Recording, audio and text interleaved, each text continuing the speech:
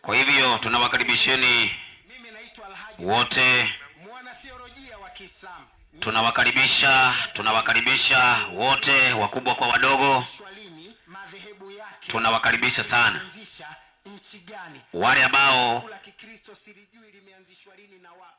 Wale ambao tayari mmeshaweza kufika, tutakuwa ni wenye kuanza mkutano, maana nikiangalia masaa yameenda. Sasa hivi ni saa 10:20. Kwa hivyo muda umeenda, na kwa sababu mada ya jana ilichanguliwa na Waislamu, natumai ya kwamba wataweza kutupa mwalimu wa kupandisha mada. Topic hii ni topic ambayo inahusiana na uti wa mgongo wa imani yetu sisi wa Kristo. Bila kufa na kufufuka kwa Yesu, imani yetu itakuwa sasa hakuna tena. Kwa hivyo mkiweza kubomoa hoja hii ya kudai ya kwamba Yesu hakufa msalabani, hakufufuka siku ya 3, basi mimi nitaungana na Waislamu kwenda msikitini.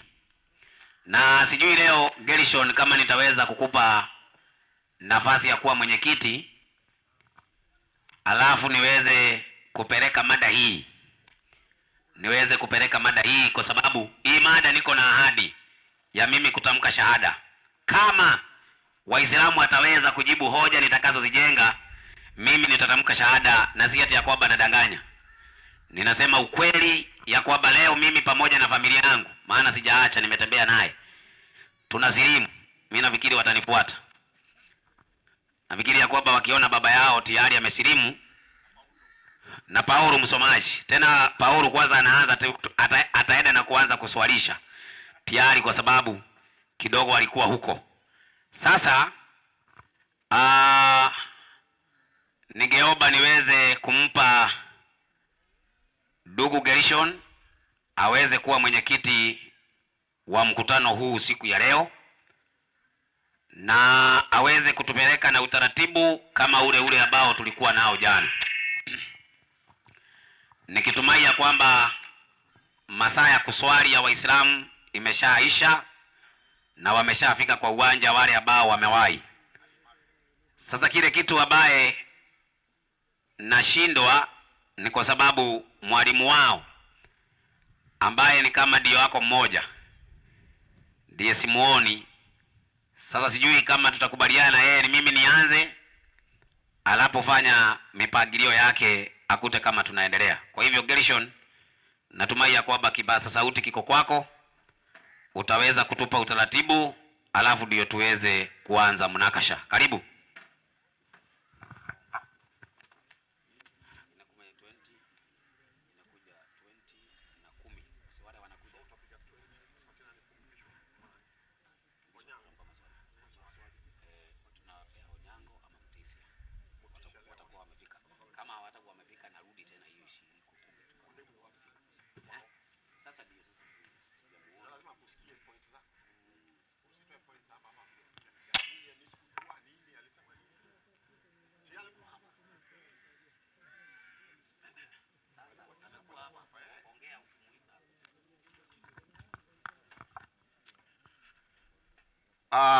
Basi kwa sababu ya muda tungeuliza yule ambaye anasimama upande wa Waislamu aje kwa jukwaa, ili mwalimu Ndasha atakapopeleka mada na kutamatisha awe ni mwenye kusikia zile point ambazo mwalimu amezitoa. Ima itakuwa vyema pia siku ya leo wawe na msomaji wao. Kwa hivyo sijui kama kuna msomaji wa Kiislamu anaweza somea Muislamu, aje pale karibu na Paulo, awe ni mwenye kusomea mwalimu wao atakayepeleka mada kwa upande wa Kiislamu.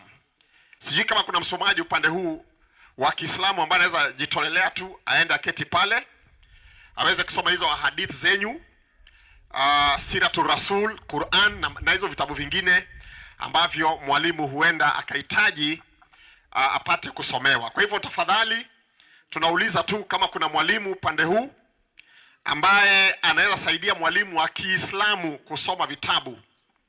Tutashukuru sana. Sijui kama kuna yeyote upande huu. Waislamu ambao kwa hii hema upande wa kushoto. Kuna mtu yote anaweza soma?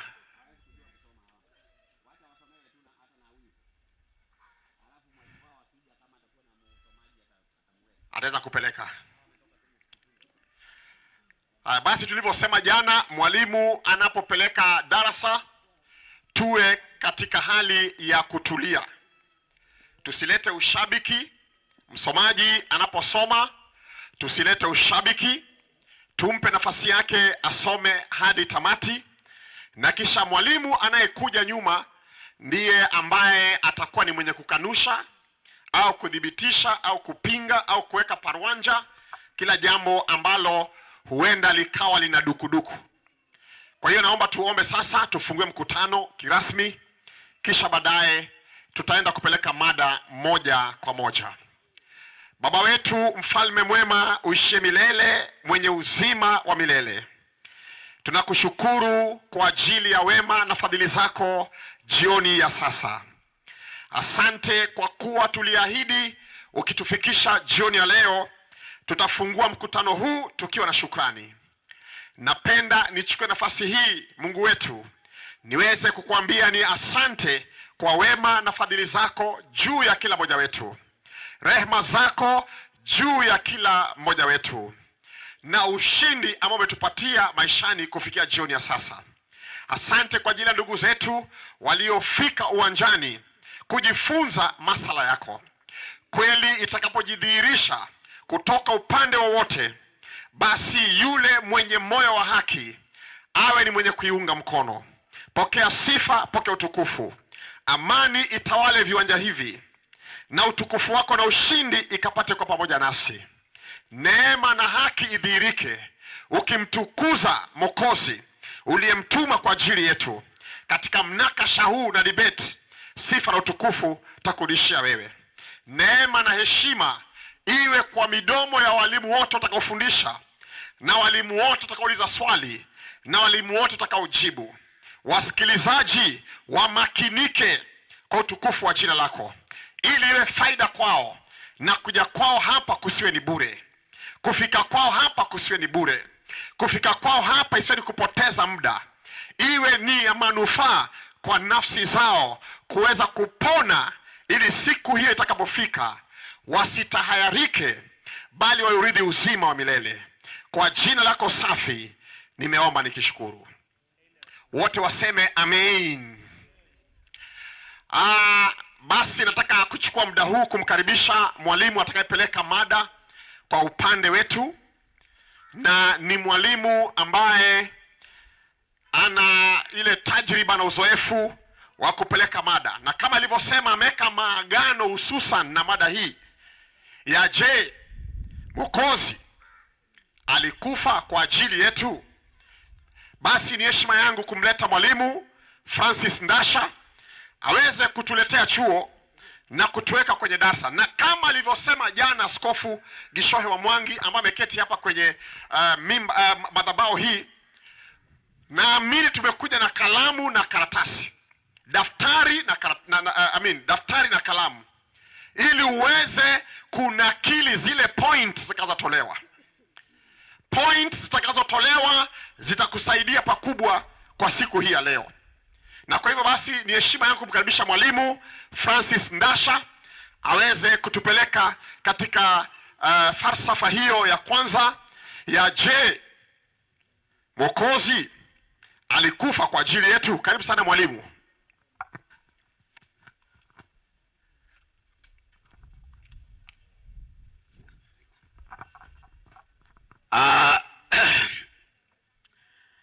Asante sana bwana mwenyekiti. Nianze na kuwasalimia mabibi na mabwana waliohudhuria kongamano hili, wale ambao ni wa imani ya Kikristo. Amani ya Bwana wetu Yesu Kristo iweze kuwa pamoja nanyi. Na wale ambao hawajaweza kupata neema hii ndugu zetu wa upande wa kushoto, Waislamu, assalamu alaikum. Mada ambayo iko mbele yetu ni mada inayohusiana na habari za kifo cha Yesu msalabani. Ingawa mada hii waliomba Waislamu, lakini kwa sababu tunaelewa kwamba mna mwalimu tu mmoja na ako na harakati za hapa na pale, ndio nimeamua kuanza. Na kama walimu wenzangu watafika, pia nitawapa nafasi pia na wao katika muda utakao baki, pia na wao waweze kuendelea. Niweze kutoa ahadi, na ahadi hii hakuna mahali ambapo nafanya mada hii huwa nakosa kutoa ahadi hii, kwa sababu mimi ninapofanya midahalo hii ya kidini sifanyi kwa ajili ya ushabiki. Ninafanya nikiwa makini sana, na nataka nitoe ahadi kama litapatikana andiko leo kuanzia Biblia Mwanzo mpaka Ufunuo linalosema Yesu hakufa msalabani, mimi leo ninakuwa Muislamu. Na ili isionekane kama ninasema tu kwenye Biblia, ikipatikana andiko kwenye Qur'ani kuanzia suratul Fatiha mpaka suratul Nasi linalosema Isa bin Maryam kama wanavyomuita kwenye Qur'ani hakufa, leo nakuwa Muislamu. Kwa hivyo kile ambacho najua ndani ya Qur'ani, ndani ya Biblia, kuna ushahidi wa kutosha katika mada ya leo. Lakini shida ambaye tuko naye ni Waislamu wa zama hizi, lakini Waislamu wa zamani hawakuwa na shida na jambo hili. Wale wana shida na jambo hili ni Waislamu wa leo, hawa wa Mtwapa na wale wanaishi duniani leo, na sababu yao ni kukosa kuelewa andiko hili, Qur'ani 4:157. Qur'ani 4:157. Hii ndio andiko pekee. Hili ndio andiko pekee. Ile hiyo speaker iko hapo, igeuze iangalie nyuma, alafu weke microphone huko, maana inakulana na hii microphone ya Paulo. Inasemaje? 4:157 kitabu ni cha Qur'ani. Twende. Na kwa ajili ya kusema kwao. Sasa hapa nadhani ya kwamba tuko pwani, watu wanaelewa Kiswahili. Qur'ani ambaye natumia hapo ni tafsiri ya Kiswahili, na mtafsiri anaitwa Abdalla Shehe Farisi. Huyu Shehe Farisi alikuwa kadhi mkuu wa Kenya, ndio ametafsiri Qur'ani hii ambaye tunaitumia hapa. Sasa katika lugha ya Kiswahili nasema, na kwa ajili ya kusema kwao sisi tumemuua Masihi Isa ibn Maryam, mtume wa Mungu. Ndio, hali hawakumuua wala hawakumsulubu. Safi. Bali ndio walibabaishiwa mtu mwingine wakamdhani kuwa ni Nabii Isa. Subiri. Hapa kuna watu ambao walidai wamemuua Masihi Isa.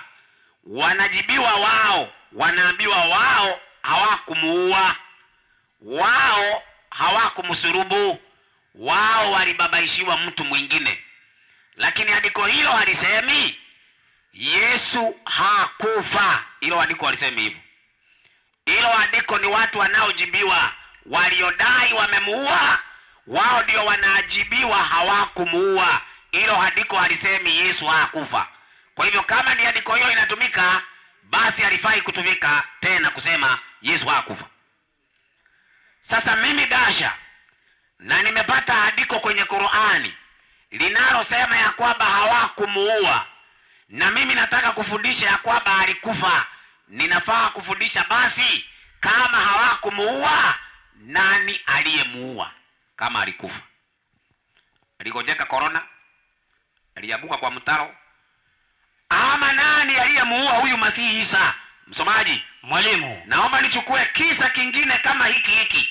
Watu waliodai ya kwamba wameua watu na wakaambiwa wao hawakuua hao watu, si kwamba hao watu hawakufa. Qur'ani 8:17. 8:17 kitabu ni cha Qur'ani. Yani sura tafsiri ya Farisi. Leo ninacheza tu na Farisi kwa dakika 20. Siendi kwa Ibn Kadiri wala siendi kwa Barwani. Nacheza hapo. Soma msomaji. Inasema hivi katika 8:17. Twende. Hamkuwaua nyinyi. Sasa hawa kuna watu ambao walikuwa wamekufa. Hawa watu wakasema ni sisi tumewaua. Wao wanajibiwa, wanaambiwa hamkuwaua nyinyi, lakini Mwenyezi Mungu. Rudia. Lakini Mwenyezi Mungu. Rudia. Lakini Mwenyezi Mungu ndiye aliyewaua. Kwa hivyo hao watu walikuwa wanasema wameua hao watu, wanajibiwa sio wao walifanyaje? Waliowaua ni nani? Mwenyezi Mungu. Kwa hivyo kama hawakuwaua hao watu, hawakufa, walikufa. Nani aliua? Allah. Na kwa Yesu anasema hawakufanyaje? Hawakumuua. Inasema hakufa? Hapana. Sasa tunafaa tuulize nani ambaye ana mamlaka ya kuua? Qur'ani 3:145. 3:145 kitabu ni cha Qur'ani. Cheza kama wewe. Inasema hivi. Twende. 3:145. Ndio. Na nafsi yoyote haitaweza kufa ila kwa amri ya Mwenyezi Mungu. Kwa hivyo yule ambaye anaweza kutoa amri alafu nafsi ikafa ni nani? Allah subhanahu wa ta'ala. Kwa hivyo ukisikia mtu amesema ameua mtu, kwa mujibu wa Qur'ani hajamuua, ni nani ameua? Allah. Sasa kwenye Qur'ani 4:157 wa makataruhu wa maswarabuhu walakini shubha lahum, hayo ni maneno yao, sio ya nani? Sio ya Allah. Sasa tunauliza maneno ya Allah. Sasa wewe Allah unasemaje katika mada ya leo? Qur'ani 3:55. Inasema hivi 3:55 kitabu ni cha Qur'ani. Tume habari. Wa idh qala Allahu ya Isa. Ale Mwenyezi Mungu aliposema kumwambia Nabii Isa. Sasa haya Qur'ani 4:157 waliposema wao kwa ajili ya kusema kwao katika Qur'ani 3:55. Kumbukeni aliposema nani? Allah. Aliposema nani? Allah. Aliposema nani? Allah. Tupe habari. Kumwambia Nabii Isa, anamwambiaje? Inni mutawafika, wewe Yesu nitafanyaje? Nitakufisha. Soma katika tafsiri ya Farisini shaka. Mimi nitakutimizia muda wako wa kuishi. Mimi nitakutimizia muda wako wa kuishi. Hawatakuua hawa makafiri. Hawatakuua hawa maadui. Kuna makafiri hapa na maadui. Inasema hawatakuua hawa maadui. Na hiyo makafiri walikuwa wametoa wapi? Samani. Sasa hawatakuua hao maadui. Hayo maneno hawatakuua hao maadui yanapatikana kwenye mabano. Ukisoma kwenye mantini ya Kiarabu haya maneno hakuna kabisa. Kwa hivyo nataka usome hiyo aya bila haya maneno. Inasema, twende. Mwenyezi Mungu aliposema, ndio, wewe Isa, mimi nitakutimizia muda wako wa kuishi. Na nitakuleta kwangu. Bas, kwa hivyo Allah subhanahu wa ta'ala anamwambia Isa, 1, nitakutimizia muda wako wa kuishi. 2, nitakuleta kwangu. Sasa tunamuuliza Allah, jambo la pili uliloahidi kwa Isa ni kumleta kwako, lakini jambo la kwanza unamtimizia muda ndio umlete kwako. Ulimleta, na kama ulimleta lazima ulimtimizia muda. Msomaji. Mwalimu. Qur'ani 7:158.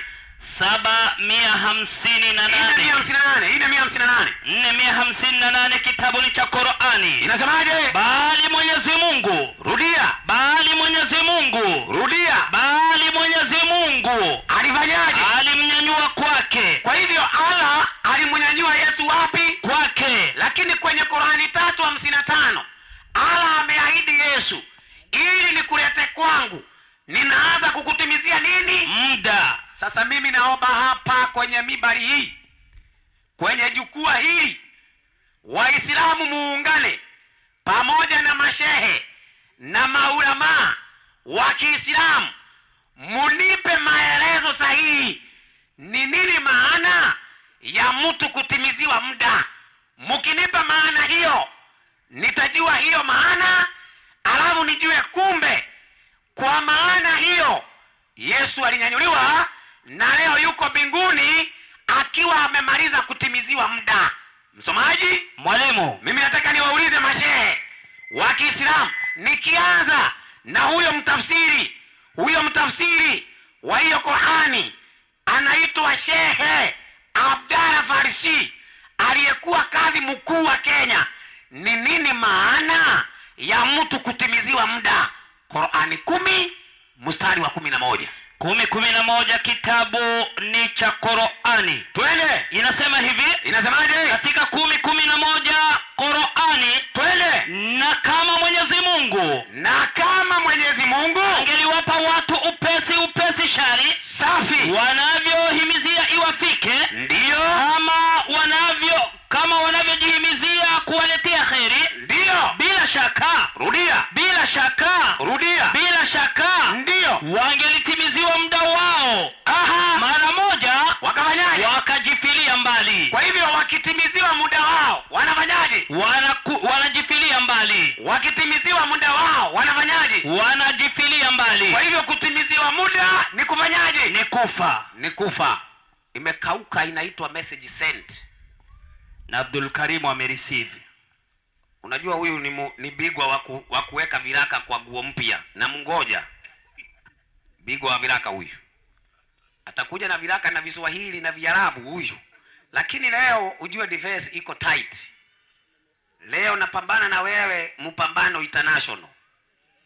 Maana leo lazima ukubali Yesu kafa na kafufuka.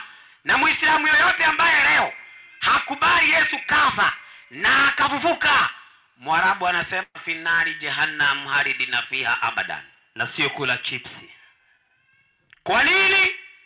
Msomaji, Mwalimu, nisaidie kitabu kinaitwa Warumi 10:9. Haya ni maandiko yameandikwa kwa Biblia, wino ikakauka, hatuwezi kuyafuta, haiwezekani. Ni lazima Waislamu yakubali, na ndio naona kwa gharama zozote tutawafuata Waislamu hata kwa shimo la Burukenge tuwahubirie hii. Msomaji, soma Warumi 10:9. Twende. Biblia inasema hivi katika 10:9, kitabu ni cha Warumi. Maliza. Inasema kwa sababu ukimkiri Yesu kwa kinywa chako ya kuwa ni Bwana, twende, na kuamini moyoni mwako ya kuwa Mungu alimfufua katika wafu. Ati Mungu alifanyaje? Alimfufua katika wafu. Ati nini?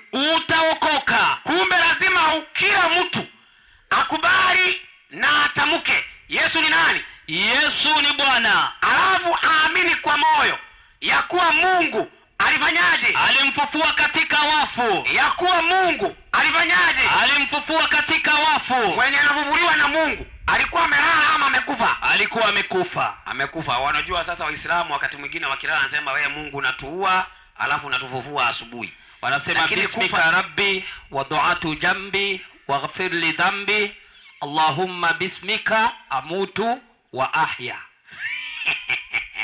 Kuna wenye wamesikia kulala. Sasa sikia. Kulala ama kifo, Yesu anafufuliwa kifo cha kawaida, amekufa kabisa. Msomaji, Mwalimu, nisaidie Luka 23 mstari wake ni wa 52. Inasemaje? Mtu huyo alikwenda kwa Pilato. Safi. Akataka kupewa mwili wa Yesu. Twende. Akaushusha. Akauzinga sada ya kitani. Alafu akauweka katika kaburi lililochongwa mwambani. Hivi Waislamu wanafungana mtu sada aliyelala kwa kitanda? Hapana. wanamfunga sada mtu mwenye anaenda kwa kaburi. Mtu anaitwa Yusufu wa Arimathea alienda kwa Pilato akaomba mwili wa Yesu, akaufuka sanda ya kitani, akaweka katika kaburi lililochongwa mwambani. Sasa haya maandiko Waislamu kweli kweli tufute, kweli kweli tufute haya maandiko, yako wazi hivyo. Sasa tumeona ameshafika kwenye kaburi na amekufa. Tunauliza, alikaa hapo kwenye kaburi ama alivuvuka? Msomaji, Mwalimu, naomba unisaidie kitabu cha Mathayo 27 mstari wake ni wa 5. Inasemaje? 20 na mimi nimetoa maandiko kava. Naomba lipatikane andiko leo. Yesu Isa hakufa. Kunyeshe mvua makunguru. 28:5 kitabu ni cha Mathayo. Twende. Malaika akajibu akasema, wale wanawake, twende, ya kwamba ndio msiogope nyinyi, kwa maana najua ya kuwa mnamtafuta Yesu aliyesulubiwa. Hayupo hapa. Kwa nini? Kwani ndio amefufuka kama alivyosema. Alivyosema. Kwa hivyo Yesu alikufa na akafufuka kama alivyosema. Nisaidie kitabu cha Matendo ya Mitume 13 mstari wake ni wa 33. Anza 31. Anza 30. 13:30 kitabu ni cha Matendo ya Mitume. Inasemaje? Biblia inasema hivi. Ndio. Lakini Mungu akamfufua katika wafu. Akafanyaje? Akamfufua katika wafu. Kwa hivyo Mungu alimfufua katika wafu. Sasa naomba unichukulie Qur'ani tafsiri ya Ibn Kathir. Ninapoenda kumaliza kwamba nimetoa hoja Yesu alikufa. Yesu alienda kaburini lakini alifufuka na ni Mungu aliyemfufua. Hizo mada naomba muje muzipite. Hizo hoja naomba muje muzipite. Na nimetoa ahadi mimi kutamka shahada na kuwa Muislamu.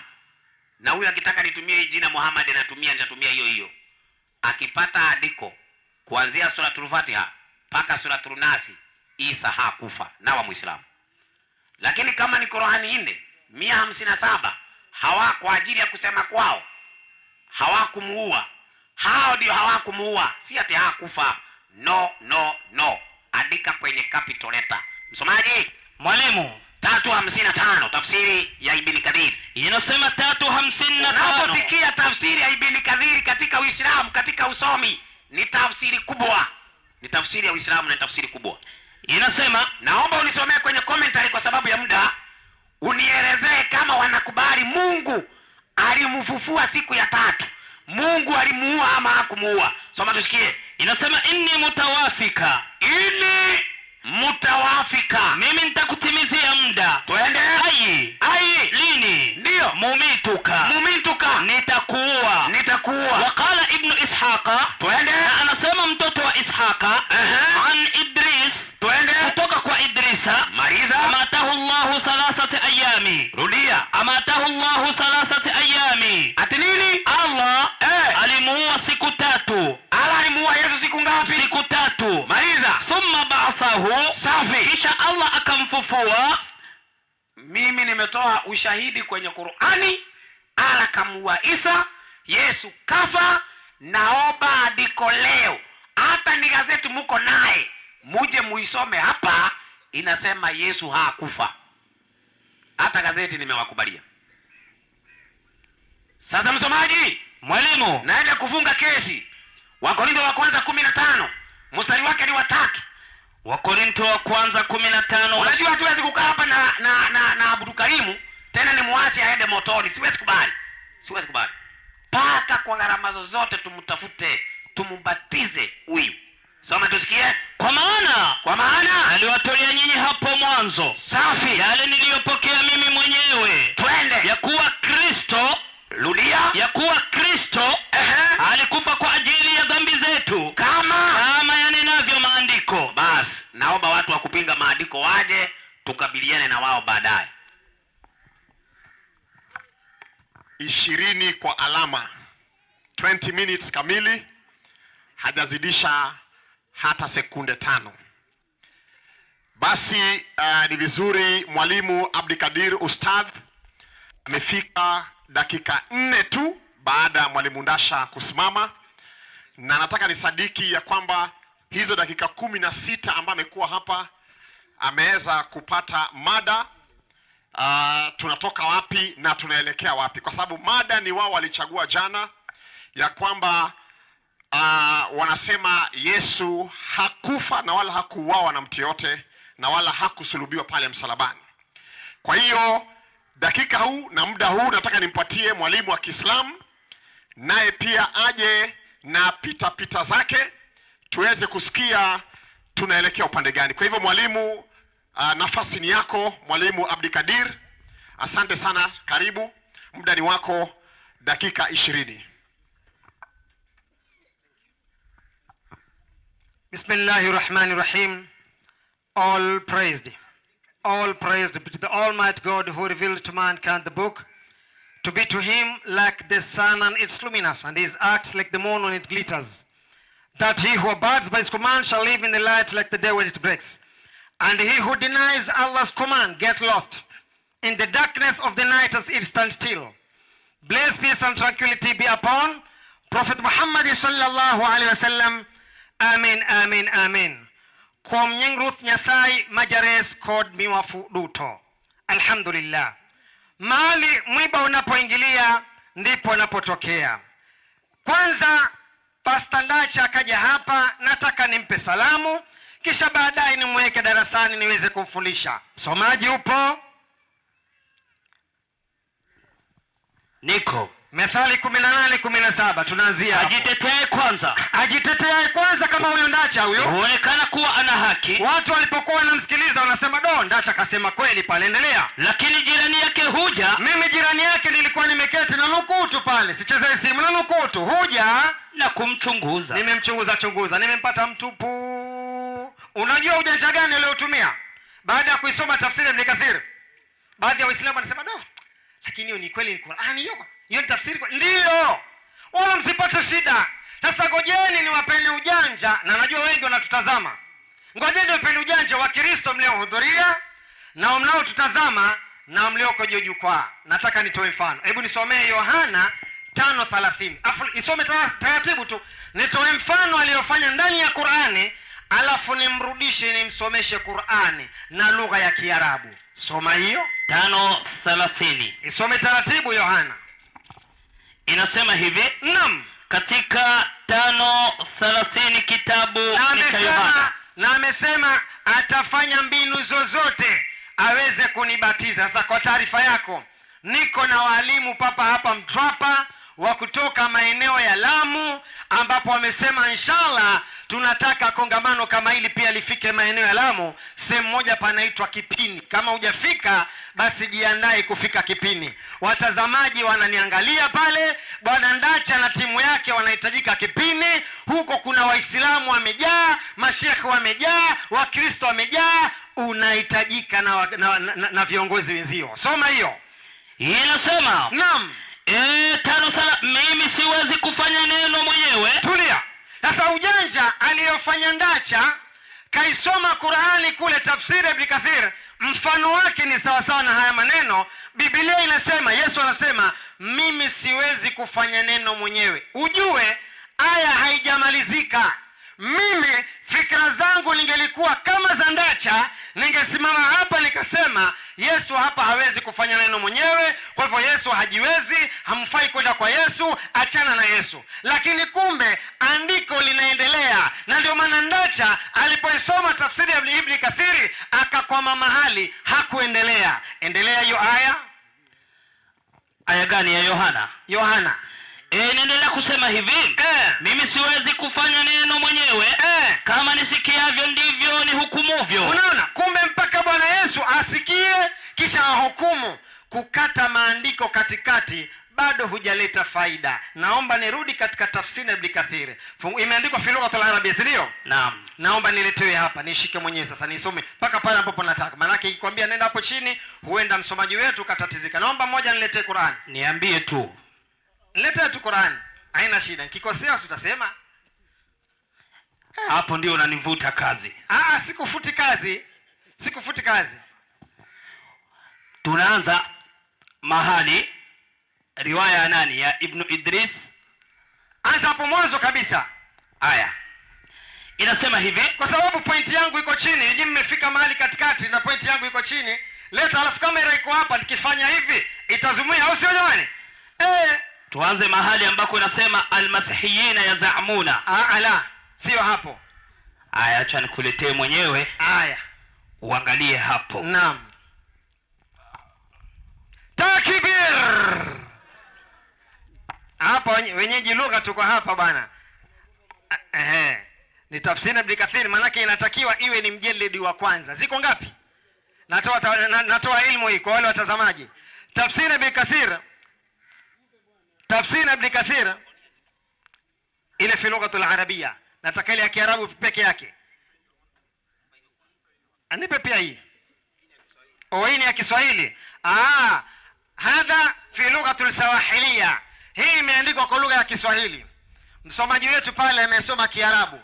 Na hii hapa imeandikwa Kiswahili. Ile uliyosoma kwa Kiarabu ambao maneno uliyosoma yako vivyo hivyo katika tafsiri ya Ibn Kathir fi lughatul arabia. Ni hivyo hivyo umesoma, hajakosea, lakini kuna kitu pale juu amewacha, mkakaa kwenye giza nyinyi, na kuna kitu pale chini mmeachwa, mkakaa kwenye giza nyinyi. Sasa kama haiko pale, mimi nitaendelea kufundisha na watu wataelewa. Hii ni ya Kiswahili. Mimi nataka ile ya Kiarabu tufundishane Kiarabu. Naomba irudishwe pale.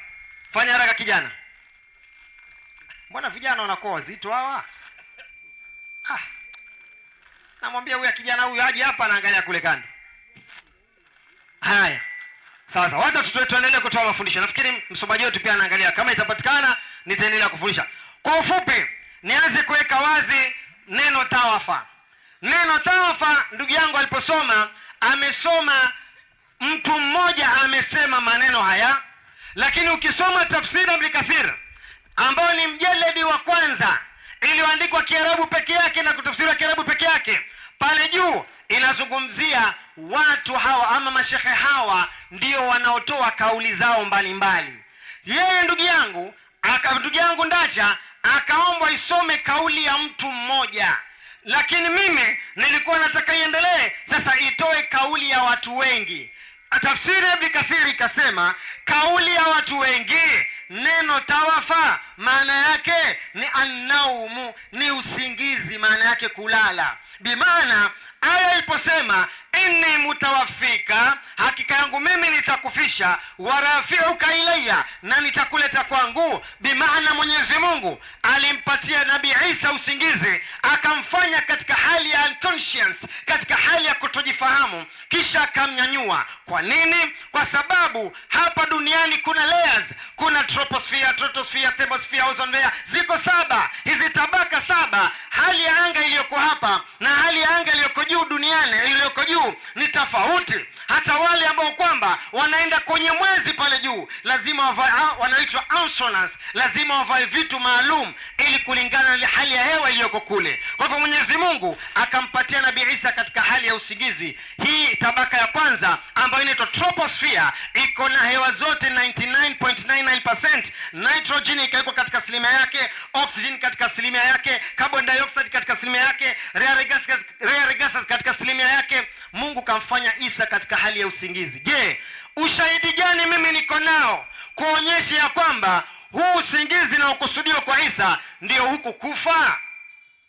Qur'an 6:61. Namaliza kazi hapo. Ujue sijatafsiri kilugha, sijaenda kilugha bado ni maneno ya juu. Kwanza 6:61. 6:61 kitabu ni cha Qur'ani. Naam. Inasema hivi katika 6:61 Qur'ani. Ndio. Naye ndiye naam mwenye kushinda, aliye juu ya waja wake. Anza 60. Naye ndiye anayekufisheni. Unaona? Umesikia tafsiri?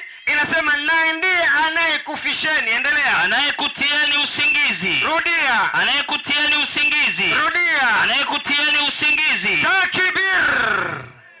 Kwa hivyo kumbe kufisha, kutiwa usingizi. Ndio maana Waswahili wanasema usingizi ni nusu ya.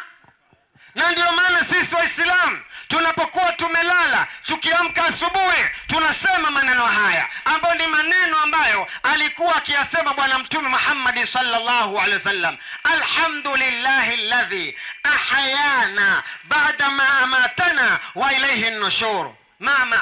Maana yake ni nini? Alhamdulillahi alladhi, tunamshukuru Mwenyezi Mungu yule ambaye ahayana, aliyenipa uhai mimi ama aliyetupa uhai sisi, baada ma amatana, baada ya kutufisha sisi, kwani tukilala tumekufa. Hapo vipi? Sasa mali mwiba unapoingilia ndipo unapotokea. Kwa hivyo jamani, msipate shida mnapokuwa mnasomewa vitabu kwa lugha ya Kiarabu kisha mtukao na mashehe hapa tuko na mashehe wa maimamu mbalimbali, misikiti mbalimbali wako hapa nimewaona. Hebu sasa tufundishe mada ya leo. Je, Yesu kafa msalabani? Kuna kitu ambacho Bwana Ndacha anatatizika nacho sana. Hichi kitu naomba leo nikifute. Kasimama Ndacha hapa akadai andiko. Wapi andiko Yesu hakufa? Let me tell you my friend, mada ya leo, kile kifo cha Yesu kimetokamana na msalaba. Ina maana Yesu hakufa mwenyewe, ina maana ni watu wanashurutisha Yesu wafe. Tendo hilo la watu kutaka Yesu kufa, ina maana Yesu kuuawa. Kwa hivyo ndani ya Qur'an nilipatikane aya Yesu hakuuawa, sio Yesu hakufa. Utataka vipi aya Yesu hakufa ilhali kifo tunachozungumzia hapa ni kitendo cha watu wengine kumfanyia Yesu? Sijui naeleweka kama nirudie maneno yangu, maana nataka maneno yawe mepesi kidogo. Mimi hapa jamani nafundisha. Naomba nisome andiko la Qur'an. Hili andiko Bwana Ndacha anapata shida nalo sana. Qur'ani sura ya 4:157. Naomba nimweke chuoni. Qur'ani sura ya 4:157. Inasema, naam, na kwa ajili ya kusema kwao, wa kaulihim, na kwa ajili ya kusema kwao, sisi tumemuua Masihi Isa mwana wa Maryam. Tulia hapo, naomba msomaji wetu eka alama kisha tuende katika Biblia. Naomba nifundishe maneno mazito ndani ya Qur'an. Qur'an inasema wa kaulihim, na kwa ajili ya kusema kwao. Ina maana lazima kupatikane mahali pameandikwa au pamesemwa, watu wanasema na kuleta madai Yesu kafa. Qur'ani ili ionekane ya uongo, ina maana tukitafuta mahali, tukikosa mahali watu wanasema ama pameandikwa Yesu kafa, tukikosa hapo mahali, Qur'ani itakuwa ya uongo. Lakini tukipata mahali kuna watu wanadai kama vile Ndacha, kuna mahali pameandikwa kama katika Biblia kwamba Yesu kafa, basi Qur'ani itakuwa ya kweli. Sasa kwanza tutafute wapi panadaiwa Yesu kafa, kisha turudie andiko la Qur'ani tumalize. Biblia Mathayo 27:45. 27:45. Naam. Biblia inasema hivi, katika 27:45 kitabu ni cha Mathayo. Mathayo ndio. Inasema hivi 45. Ndio. Basi tangu saa 6 palikuwa na giza juu ya nchi yote. Ndio. Hata saa 9. Endelea. Na kama saa 9 Yesu akapaza sauti yake kwa nguvu akisema. Naona maandiko haya ambayo ndio Wakristo wanaamini. Sasa Qur'ani imesema kuna mahali watu wanadai. Sikiliza vizuri, endelea. Eloi Eloi lama sabakitani. Maliza haraka. Yani Mungu wangu ndio, mbona umeniacha? Safi kabisa. Na baadhi yao waliohudhuria waliposikia walisema, ndio, huyu anamuita Elia. Endelea. Mara moja wao wakaenda mbio. Safi. Akatoa sifingo, ndio, akaijaza siki. Maliza. Akaitia juu ya mwanzi. Safi. Wakamnywesha. Naam. Wale wengine wakasema acha na tuone kama Elia atakuja kumwokoa. Endelea. Naye Yesu akisha kupaza sauti tena kwa nguvu, ikawaje? akatoa kutosha. Wana maandiko haya. Sasa Wakristo wakayaona, wakayasoma, wakadai, si unaona hapa Yesu kafa. Qur'an inasema na kwa ajili ya kusema kwao. Sasa naomba ile andiko la Qur'an anza mwanzo tuendelee hapo chini. Hayo madai vipi? Na kwa ajili ya kusema kwao. Ndio. Sisi tumemuua Masihi Isa mwana wa Maryam mtume wa Mungu. Sisi tumemuua Masihi Isa mwana wa Maryam mtume wa Mungu. Endelea. Hali hawakumuua. Tulia. Neno la kwanza, hali hawakumuua. Naomba muonote sio neno kuua hapa. Endelea. Kisha wala hawakumsulubu. Kwa hivyo kwanza haikusema wala hawakumsulubu wala hawakumuua, no, imesema wala hawakumuua wala hawakumsulubu. Sasa naomba hapo pia eka alama, tuingie ndani na Biblia. Kwa nini Qur'ani imeleta madai haya wala hawakumuua wala hawakumsulubu? Mnasomea Taurati 21:22. 21:22. Naam. Kumbukumbu la Taurati. Naam. Biblia inasema hivi. Nasemaje? 21:22. Akiwa mtu inasema hivi. Imekatika kidogo, baada ya 5 Ubarikiwe sana. Inasema hivi. Ikiwa mtu ametenda dhambi pasayo kufa. Hiyo ni sheria. Akiwa mtu ametenda dhambi mpasayo kufa. Endelea. Akauawa. Tulia. Biblia inasema kama mtu ametenda dhambi kisha akauawa. Kwa hivyo Biblia, sheria inasema tendo la kwanza ni mtu auawe. Kisha tendo la pili, endelea. Inasema hivi.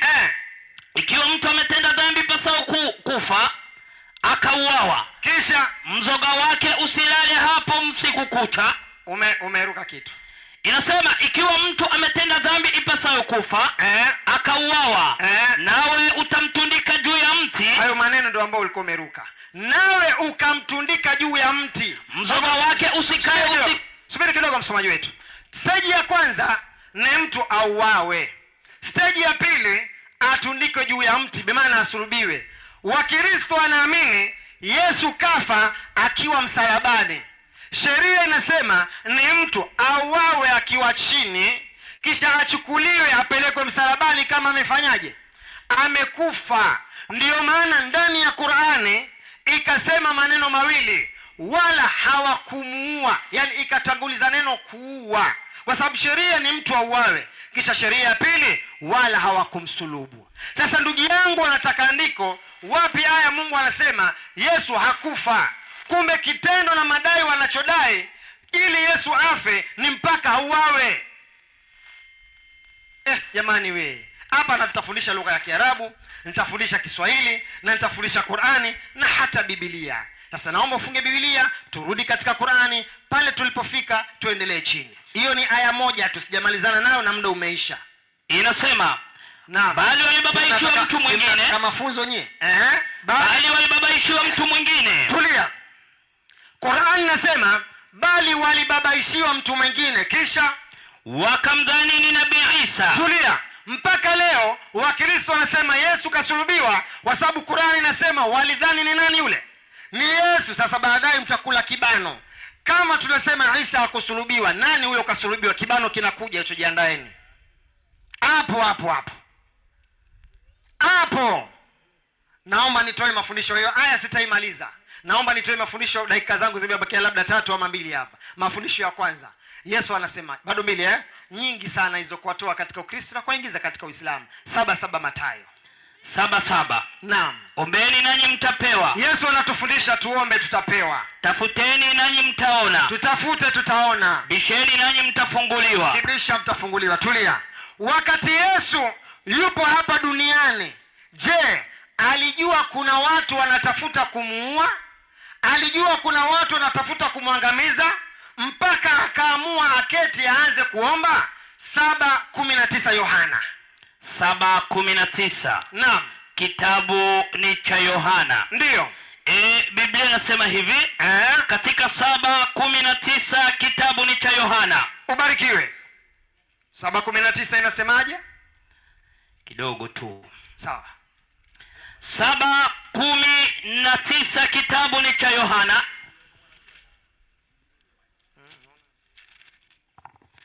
inasema hivi 7 mstari wake wa 19. Naam. Je, Musa hakuwapa Taurati? Unaona, Yesu anauliza swali. Msomaji wetu, hapo kuna alama ya kiulizi ama hakuna? Kuna alama ya kuuliza. Ubarikiwe. Je, Musa hakuwapa Taurati? Wala hakuna mmoja wenu aitendaye Taurati? Je, hiyo pia ni swali ama sio swali? Hiyo sio swali.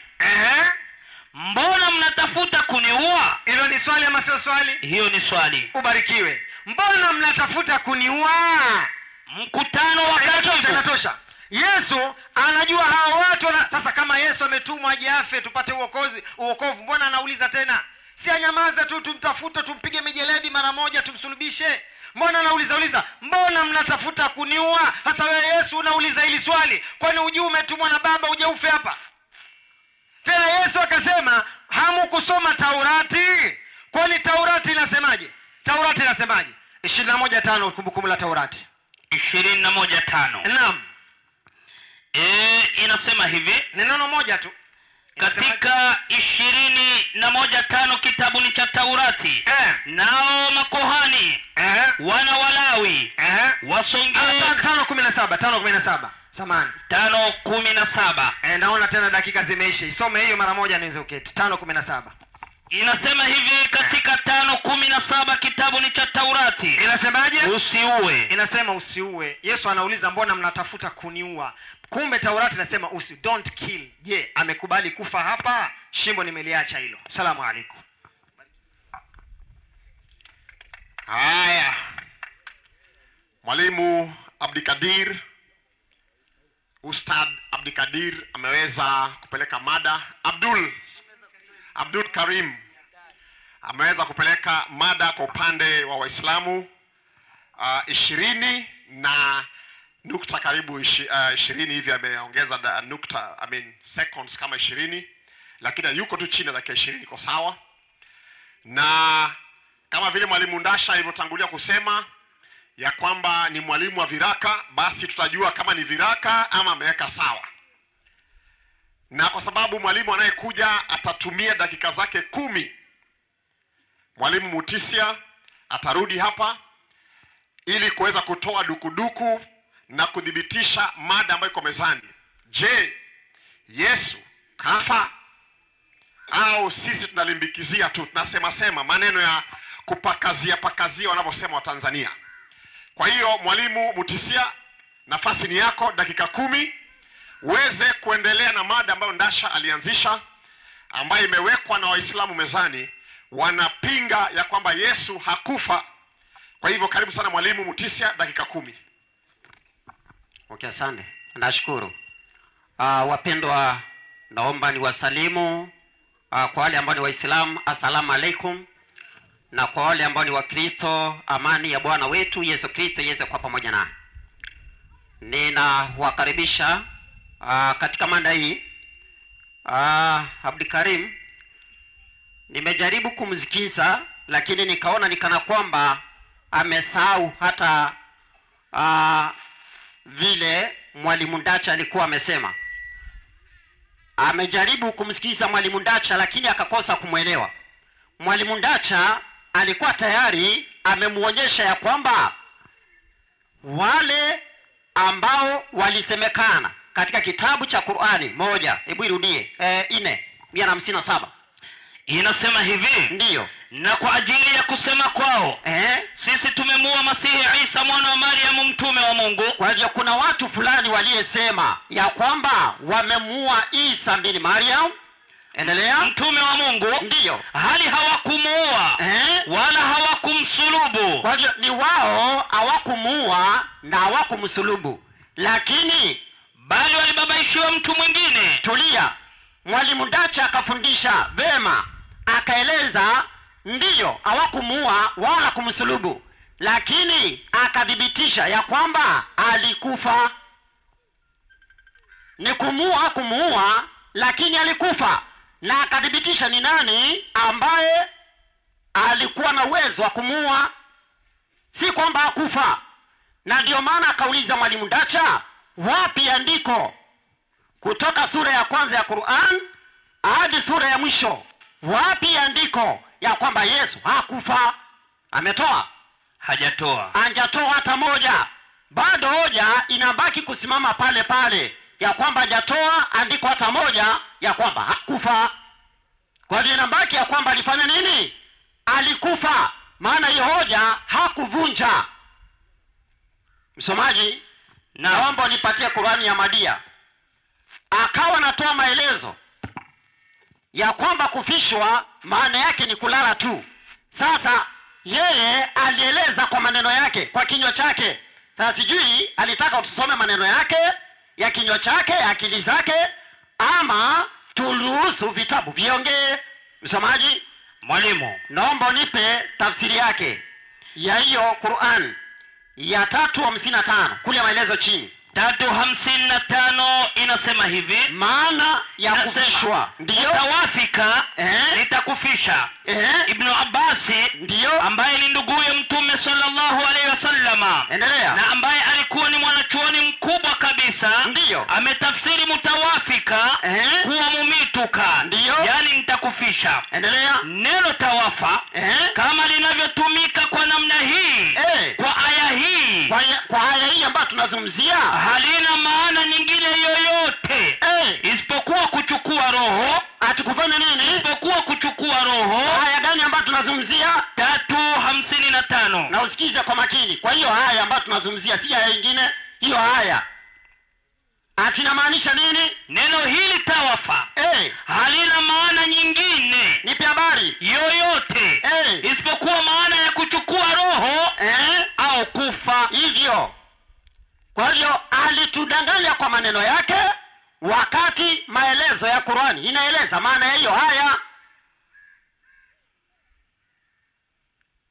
Sasa anakataa wasomi wa Kiislamu, yeye anatuletea maneno yake ya kinywa chake. Inaendelea kusema mwalimu, nipe habari, kuwa Nabii Isa amekufa. Ati kuwa Nabii Isa amekufa, ati anafanya nini? Ni jambo la hakika kabisa. Ati kuwa Nabii Isa amekufa ni jambo la hakika kabisa. Sasa lisilo na kinyume. Mujadala umeisha hujaisha?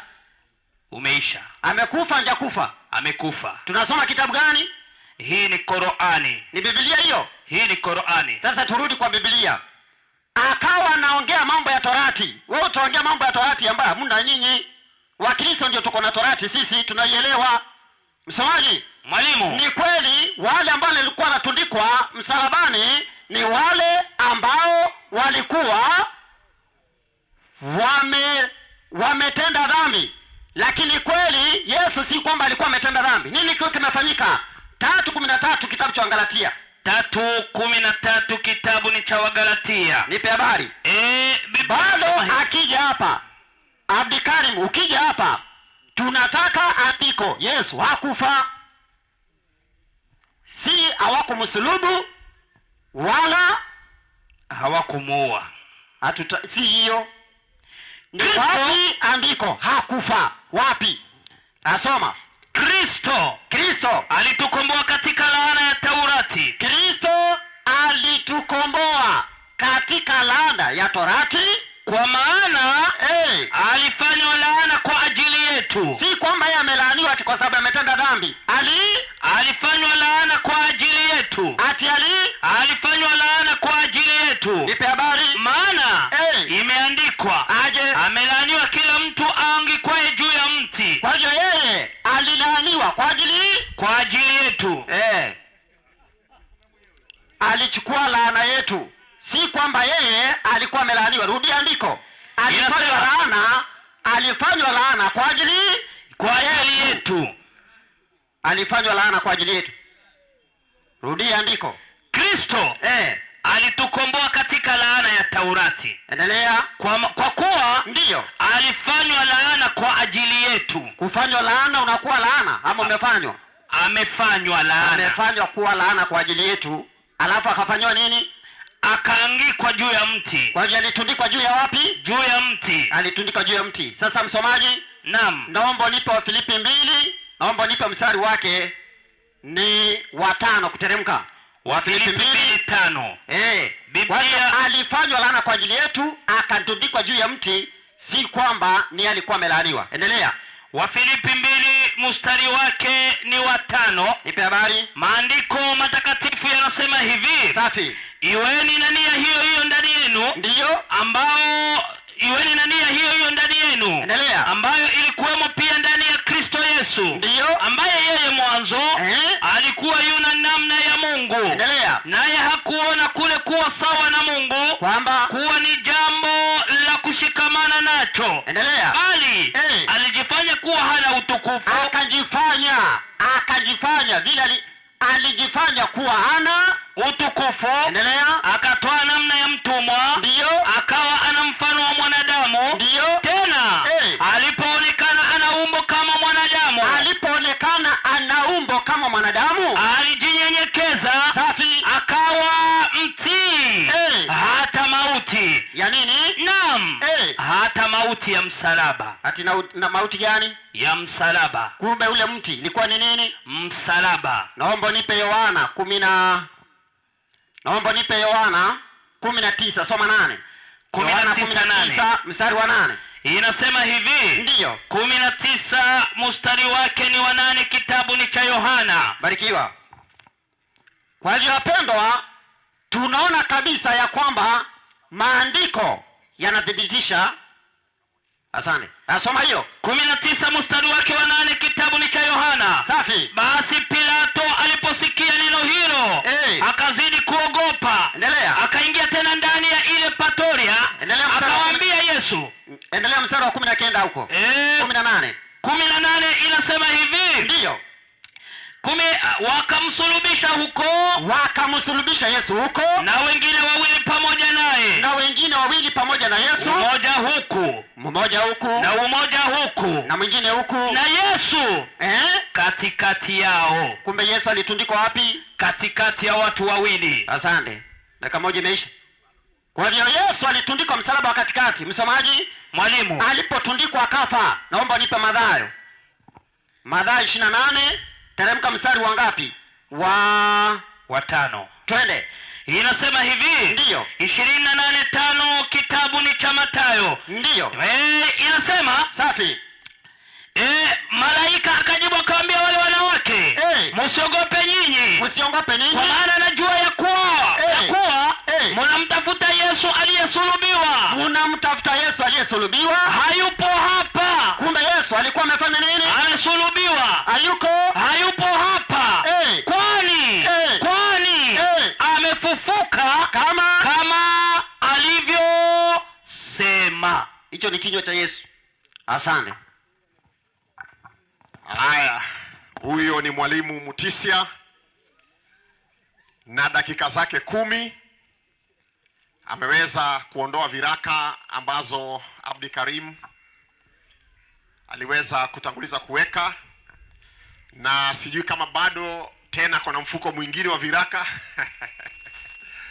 Tutampa dakika zingine 10 tuone kama bado ako na hizo viraka ambazo ameachia pale mahali ambapo mwalimu Mutisia ameweza kuzingoa na kurudisha ile material ikawa tena imelainika.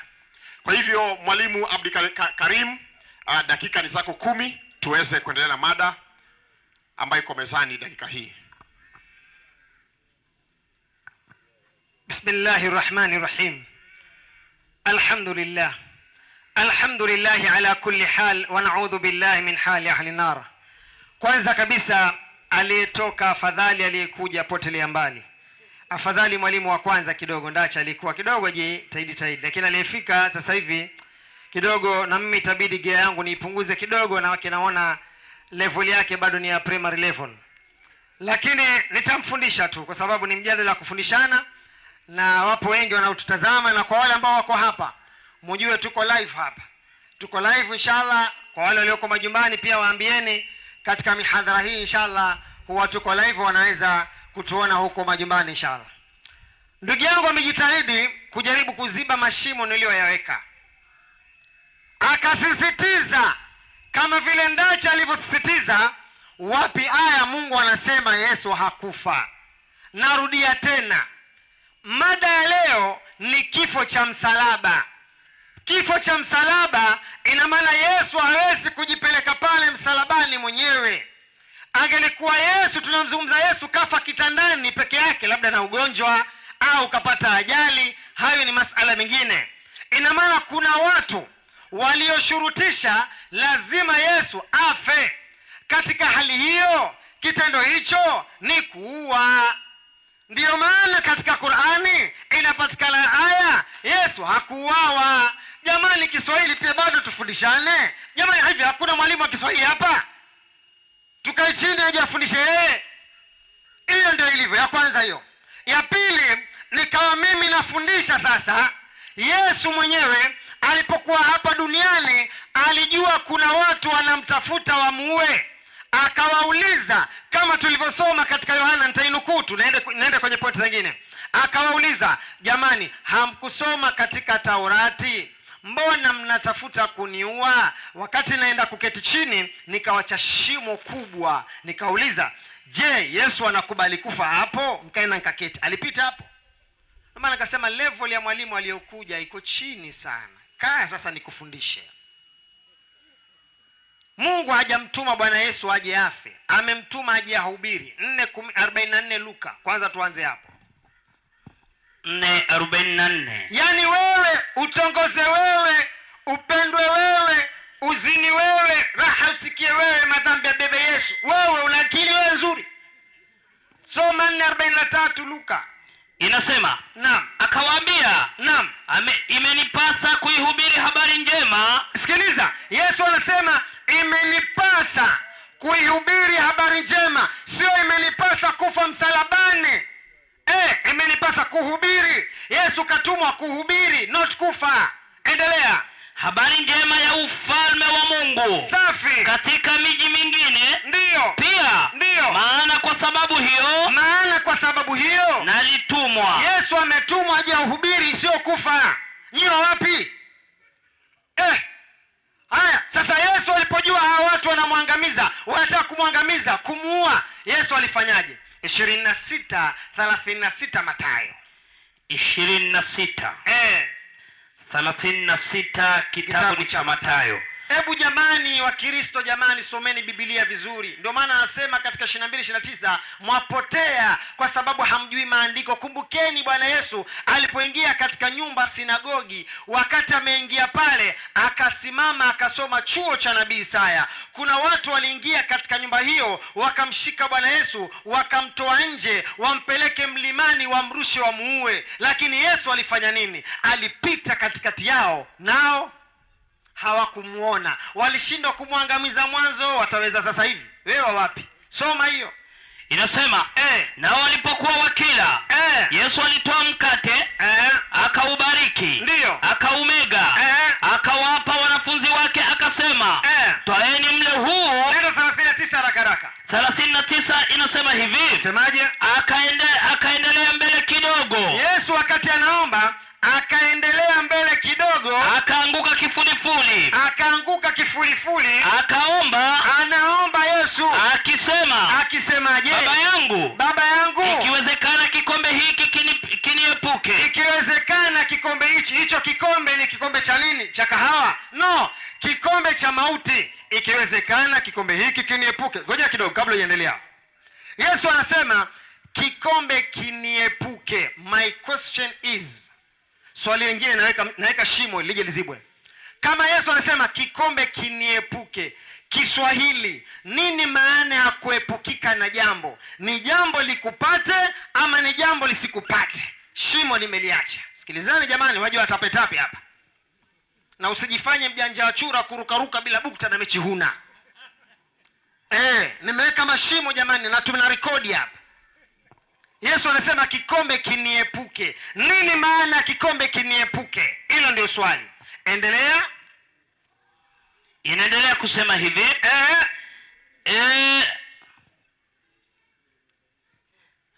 Ni 39 ilikuwa unasoma. 26:39. Inasema, baba yangu, ikiwezekana kikombe hiki kiniepuke. Safi. Walakini si kama nipendavyo mimi, si kama nitakavyo mimi, bali kama utakavyo wewe. Akawajia wale wanafunzi. Inatosha. Sasa swali langu, kama Yesu ametumwa aje afe, anaomba nini? Yeye ashajua ametumwa aje afe, apigwe msalaba, aekwe msalabani pale afe. Sasa kwa nini aombe kikombe kimwepuke? Sasa swali langu lingine, alipoomba kwa Mungu kikombe kimwepuke, je, alisikilizwa ama alipuuzwa? Tunaangalia jibu lake hapo. Waebrania 5:7 inasema katika 5:7, yeye siku hizo za mwili wake. Unaona, siku hizo za mwili wake Mwenyezi Mungu alifanya nini? Alimtolea yule awezaye kumwokoa. Mwenyezi Mungu alimtolea yule anayeweza kumwokoa Bwana Yesu. Mungu ndiye ambaye anamuokoa Yesu, na baadaye nitakuja nitoe andiko kwamba Mungu ndiye aliyemuokoa Bwana Yesu baadaye. Si mnataka rafu sasa? Tutaenda kwenye rafu. Wapi andiko Mungu anamuokoa Yesu sasa? Hapo andiko linasema siku hizo za mwili wake Mungu alimtolea yule anayeweza kumwokoa. Yesu anaenda kuokolewa na Mwenyezi Mungu. Endelea. Na kumtolea. Inasema yeye siku hizo za mwili wake, ukikosea kidogo, alimtolea yule awezaye kumwokoa na kumtoa katika mauti. Sawa kabisa. Na kumtoa, sio kumtolea. Na kumtoa katika mauti. Yesu anatolewa katika mauti. Endelea. Maombi ya Yesu. Yesu aliomba kama tulivyoona. Na dua za Yesu tumeona hapo. Dua za Yesu, amesujudu, anamwomba Mungu kikombe kiniepuke. Dua za Yesu. Endelea. Pamoja na kulia sana. Yesu akalia sana. Kwa nini Yesu ulie wewe na umetuma uje ufe? Kwa nini unalia? Si unyamaze. Yesu alilia kikombe kimwepuke. Endelea. Na machozi akasikilizwa kwa ajili ya kuwa mcha Mungu. Akafanyaje? Na ingawa ni mwana. Rudia pale. Akafanyaje? Akasikilizwa. Rudia. Akasikilizwa. Rudia. Akasikilizwa. Inatosha. Akasikilizwa. Kwa nini asikilizwe? Maliza haya. Kwa ajili ya kuwa mcha Mungu. Kwa sababu Yesu alikuwa ni mcha Mungu. Mungu akamsikiliza maombi yake. Unaona mambo haya? Kwa hivyo Mungu mwenyewe ndo alimuokoa Bwana Yesu, kwa sababu msalaba ni chombo cha laana. Andiko katoa wenyewe. Dakika 2, ubarikiwe sana. Anayelaaniwa anaenda motoni, na sisi tunamuokoa Yesu. Jamani, Yesu hawezi kwenda motoni. Yesu hawezi kulaaniwa. Hebu 25:47 Mathayo 27:45. 27:45 Mathayo. Biblia inasema hivi. 27:45 kitabu ni cha Mathayo. Ndio.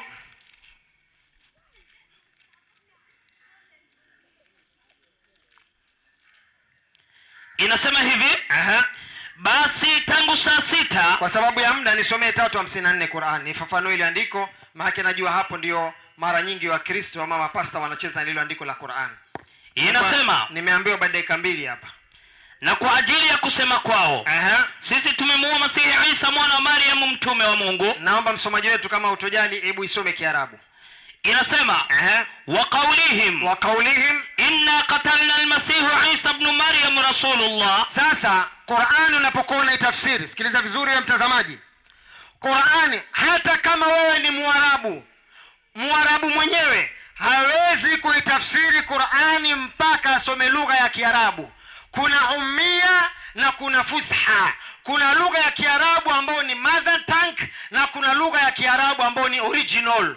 Ile ya Qur'ani ile pale ni Kiarabu original. Mwarabu mwenyewe aliyoko Saudia, aliyoko Misri na nchi nyingine za Kiarabu hawezi kuitafsiri ya Qur'ani mpaka ende madrasa asome lugha ya Kiarabu.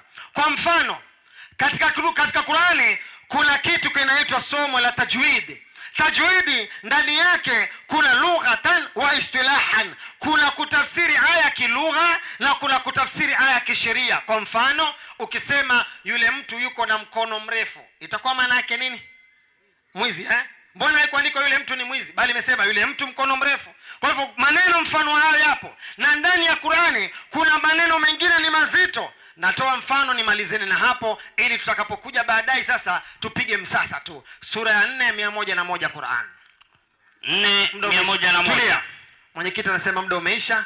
Bado tuna mida ya maswali, nitakuja nisawazishe. Mbarikiwe wakati bado mnaendelea kusikiliza mada. Asalamu alaykum. Asante Abdikarim. Mwalimu wetu Abdul Karim ameweza kumaliza dakika zake 10 bila kuongeza chochote, na sasa tunaingia kipindi cha mchaka tuweze kuulizana maswali. Na kwa upande wa Waislamu walikuwa wanauliza swali, kama sijakosea ni hii, mtakuwa mnauliza swali alafu inajibiwa. Kwa hivyo bado ni yeye Abdikarim ataweza kurudi na kuweka swali yake mezani Parwanja, na kisha mwalimu atakuja, mwalimu Onyango, kuweza kutifua kivumbi na hiyo swali.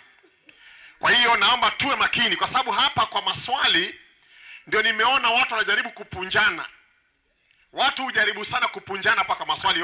Haijajibiwa, nimeuliza hivi, haijajibiwa, niliuliza hivi.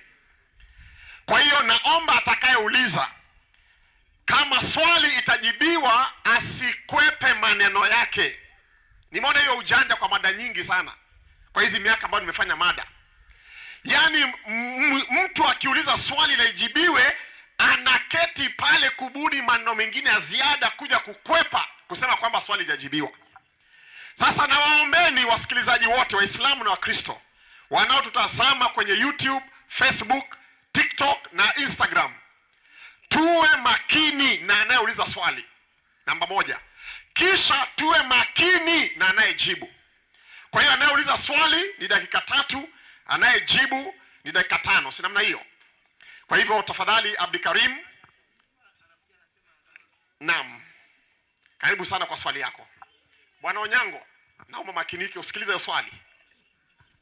Ayubu 33:32, natoa salamu. 33:32. Kitabu cha Ayubu.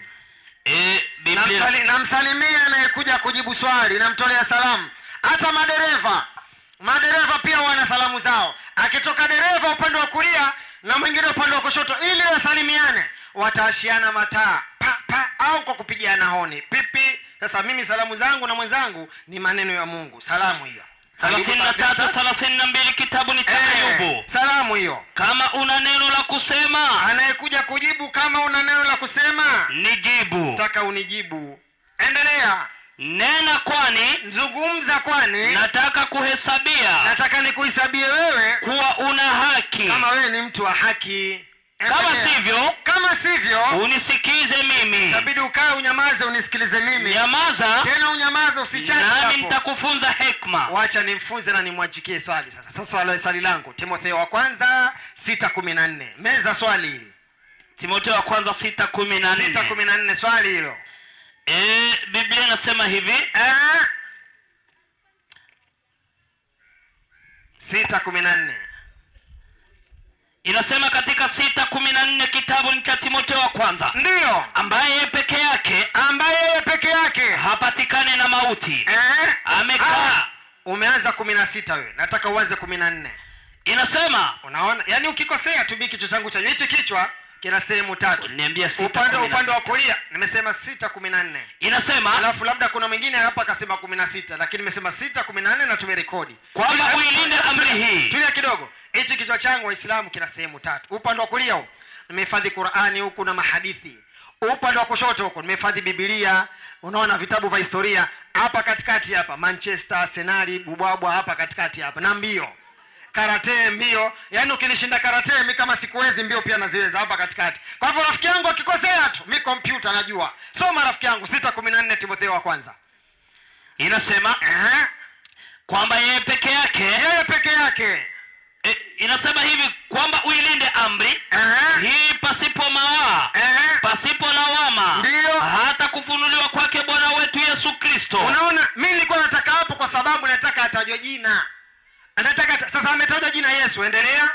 Ambaye kwa majira yake huyo Yesu atakudhihirisha. Yesu, endelea. Yeye aliyehimidiwa. Nenda 16 haraka. Yesu ambaye yeye peke yake hapatikani na mauti. Biblia inasema ambaye yeye peke yake hapatikani na mauti, yani hafi, huyo Yesu. Swali langu, nini maana ya kutopatikana na mauti? Nini maana ya kutopatikana na mauti kwa Bwana Yesu? Asalamu alaykum. Haya, huyo ni Ustadh Mwalimu Abdikarim. Ameweka swali Parwanja. Timotheo wa kwanza 6:14. Bwana Onyango, swali imesikika barabara. Uko shwari? Karibu sana mwalimu. Asante. Nisaidia Ayubu 11:2. Si unisomea Ayubu? Haya wewe Ayubu ndio hiyo ya kwako. Ayubu 11:2. Soma hiyo nimsalimie na Inasema hivi. Changamka msomaji. Kitabu ni cha Ayubu 11:2. Inasema, Je, huu wingi wa maneno usijibiwe? Hii maneno yako Abdul Karim ni miaka nyingi. Wewe unadhania siwezi kuijibu Na mtu aliyejaa maneno. Umejaa maneno leo Je, ahesabiwe kuwa ana haki? Tulia basi nikuonyeshe. Sasa aya uliyoitoa Timotheo wa kwanza 6:16. Nisomee 13, anzie huko. 6:13. Inasema hivi. Katika Timotheo wa kwanza, changamka msomaji, 6:13. Amesoma 16, ambaye peke yake hapatikani na mauti, yakakanyanga breki kama lori ya fuso nganga. Alafu ananiuliza maana ya kutopatikana na mauti ni nini? Kwanza nikuonyeshe ni nani huyo, ndio nikujibu. Soma hiyo. Na kuagiza mbele za Mungu, ndio anayevihifadhi vitu vyote, na mbele za Kristo Yesu, ndio aliyeungama muungamo wa mazuri. Wapi? Yale mbele ya pantio nani? Za Kristo Yesu. Mbele za pantio Pilato samani. Kwa hiyo kwanza Yesu kabla apatikane na mauti, kwanza naungama mbele za Pontio Pilato. Huko alikuwa anakula nini? Pilau. Alikuwa anaungama akifanya nini? Ungeanzia huko tuambie alikuwa anapakuliwa anakula akiungama. Unaungama kwa sababu kuna kesi iko mbele yako. Ungeanzia huko. Hatusemi na hatukatai Yesu apatikane na mauti, lakini baada ya nini? 6:9 Warumi. Jenga mada. 6:9. Hatujakataa. Soma Biblia contextually katika muktadha. Soma hiyo. 6:9 kitabu ni cha Warumi. Biblia inasema hivi. Maana kwanza anaenda kwa Pilato, aende kukula pilau. Twende hiyo. Tukijua ya kuwa Kristo akisha kufufuka katika wafu, maliza, hafi tena, yani hapatikani na mauti tena. Baada ya kufufuka hapatikani na mauti tena. Kash nimekujibu. Sasa alienda Waebrania 5:7. Soma hiyo. Waebrania 5:7. Abdul Karim ni rafiki yetu lakini anaitwa master wa viraka. Sikia hiyo. Waebrania 5 aya yake ni ya 7. Inasemaje? Inasema hivi katika Waebrania 5:7. Waislamu mnashangaa. Ndivyo hivyo. Aya soma usikie. Yeye siku hizo za mwili wake. Sikieni mwalimu wa Kiislamu alivyojenga hoja. Ati Yesu katika siku za mwili wake alimtolea yule awezaye kumwokoa na kumtoa katika mauti. Maombi na nini? Na dua. Ndio. Pamoja na kulia sana na machozi akasikilizwa. Si alikanyaga hapo breki? Ndio. Akasema Yesu alisikilizwa akaondolewa kwa hiyo mauti. Endelea usikie. Kwa jinsi alivyokuwa mcha Mungu. Ndio. Na ingawa ni mwana. Sikiliza Abdul Karim na Waislamu. Kwa sababu Yesu ingawa ni mwana alijifunza kutii. Ndio. Kwa mateso hayo yaliyompata. Hiyo ni mateso gani yalimpata hiyo? Mbona hukusoma mpaka hapo? Mbona hukusema kuna mateso ilimpata? Hiyo mateso alikuwa anakula pilao ama ni soda ama juice? Uje utuambie. Kwa maana Yesu, endelea usikie, malizia andiko. Inaendelea kusema, changamka. Naye alipokwisha inasema hivi. Naye alipokwisha kukamilishwa, Yesu alipokwisha kukamilishwa kwa hayo mateso, akawa sababu ya wokovu wa milele kwa watu wote ndio wanaomtii. Bas, hivyo ndio maandiko inavyosoma. Usikate nusu. Wewe unasema mwalimu Ndasa anakata nusu, na ni wewe ndio master wa kukata nusu. Si unaona hata wewe ujiangalie. Kama hilo andiko ungelisoma mpaka mwisho, ungejikuna hapa ukufe. Si unasoma tu. Ungekaa tu hivyo. Kwa hivyo Yesu kwanza mwalimu wangu. Naam. Kuna andiko la Marko nafikiri ni 12. Hebu enda pale kwa haraka kabla sijamaliza. Kuna kitu ambacho walisema nilikuwa naandika hapa Mathayo 20:28 ndio hiyo. 20:28. Soma Mathayo 20:28 na Mathayo 26:39 aliyoitoa. Inasema 20:28 kitabu ni cha Mathayo. Twende. Kama vile mwana wa Adam. Si alisema ati Mungu alimtuma Yesu ati ahubiri tu, si ndio? Ndio. Mbona mnasoma zile maandiko ambazo zinakaa kana kwamba zinakusaidia? Ukisoma yote kuna shida gani?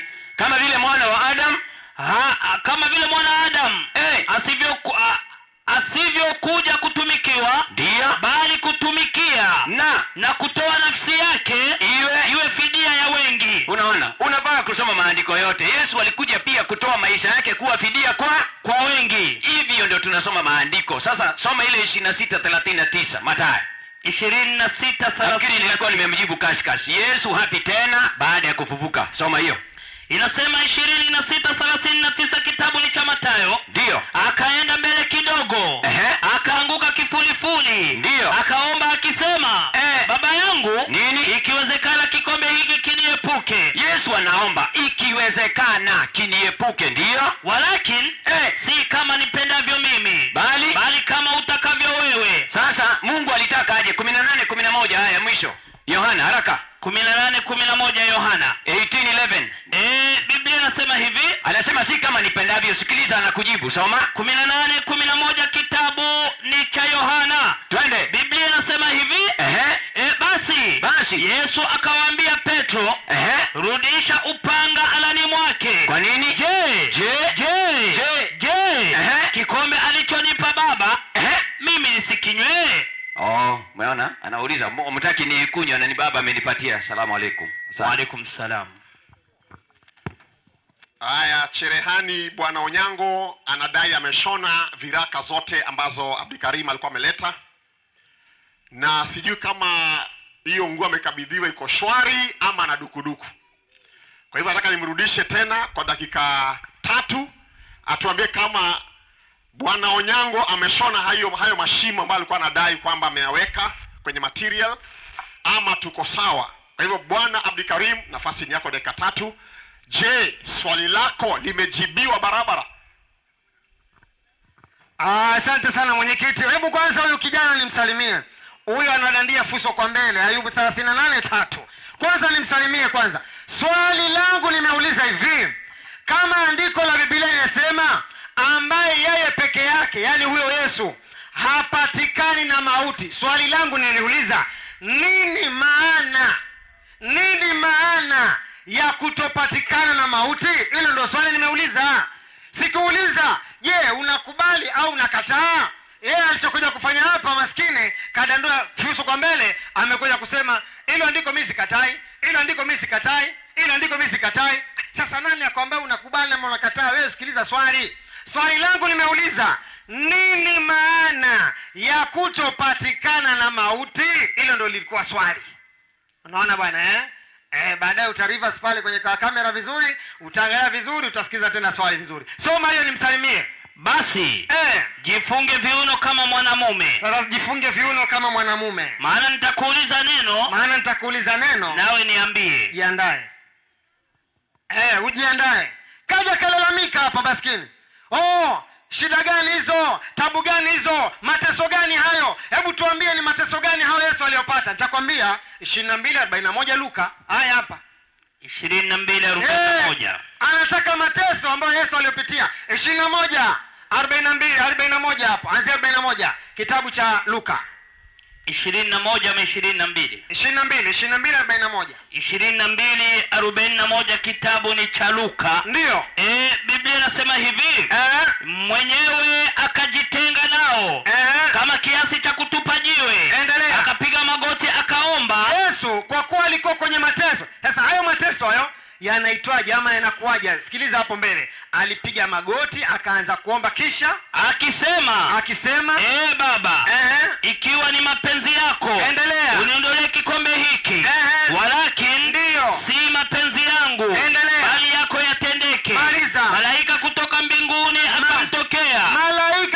mbinguni akamtokea Yesu, akamtia nguvu, yani akamsaidia. Endelea. Naye kwa vile alivyokuwa katika dhiki. Rudia. Naye kwa vile alivyokuwa katika dhiki. Rudia. Naye kwa vile alivyokuwa katika dhiki. Sasa mateso ya Yesu ni dhiki. Dhiki alizokuwa nazo watu wanamtafuta mwangamize. Kwa kuwa alikuwa kwenye dhiki, akafanyaje Yesu? Endelea kusema kazidi sana kuomba. Sasa Yesu alipokuwa kwenye dhiki akazidi sana kuomba. Aliendelea kuomba watu wasimwangamize. Mateso hayo kwa alikuwa hajui yeye mwenyewe, anatafuta tena mateso mengine. Dhiki alikuwa nazo Yesu. Tena wakati Yesu anaomba, Mungu akamshusha malaika aje amsaidie. Wewe anayesaidiwa na malaika tena wewe utamweza malaika wewe? Kuna kibano kinakuja baadaye. Naam? Zimeisha. Mbarikiwe sana wakati bado anaendelea kufundishwa. Asalamu alaykum. Haya, Abdikarim anadai swali halijajibiwa. So Bwana Onyango, kazi kwako. Dakika 2 ya mwisho. Naam. Askofu sasa atakuja aulize swali, lakini yeye amedai swali hajafanywa nini? Haijajibiwa. Lakini Onyango ameweka mambo parwanja. Yeye anadai kwamba swali haikujibiwa. Basi kwa upande wa Kristo atakayetulizia swali tukielekea kumaliza atakuwa ni Askofu Geshohe wa Mwangi. Dakika 3 kuuliza swali, kisha Abdikarim atakuja kujibu swali lile. Ya kwanza wamedai kwamba haijajibiwa. Hebu tusikie ya pili nayo pia kama itakuwa ni hivyo hivyo. Mgaragazano kwamba imeulizwa haijajibiwa. Imeulizwa haijajibiwa. Kwa hivyo tupate muktadha kamili wa maneno. Kwa sababu mtu anapozungumza kwa dakika 3 kuna maneno kadhaa ndio imebeba swali. Kwa hivyo lenga yale maneno ndio uweze kujibu swali. Kwa mfano mtu akisema jina lako nani? Haya ni maneno kadhaa, kuna kitu anatafuta. Sema tu Steven Onyango, umemaliza. Jina lako nani? Ni maneno marefu lakini unaelewa amelenga wapi. Sema mimi Abdul Otieno. Hiyo maneno umemaliza. Kwa hivyo tusikie swali alafu mjibu, atakayekuja tusikie kama atajibu. Karibu askofu. Okay, basi mimi namshukuru Mungu kwa kuwa tumekuwa mahali hapa na tunaendelea tu kujifunza.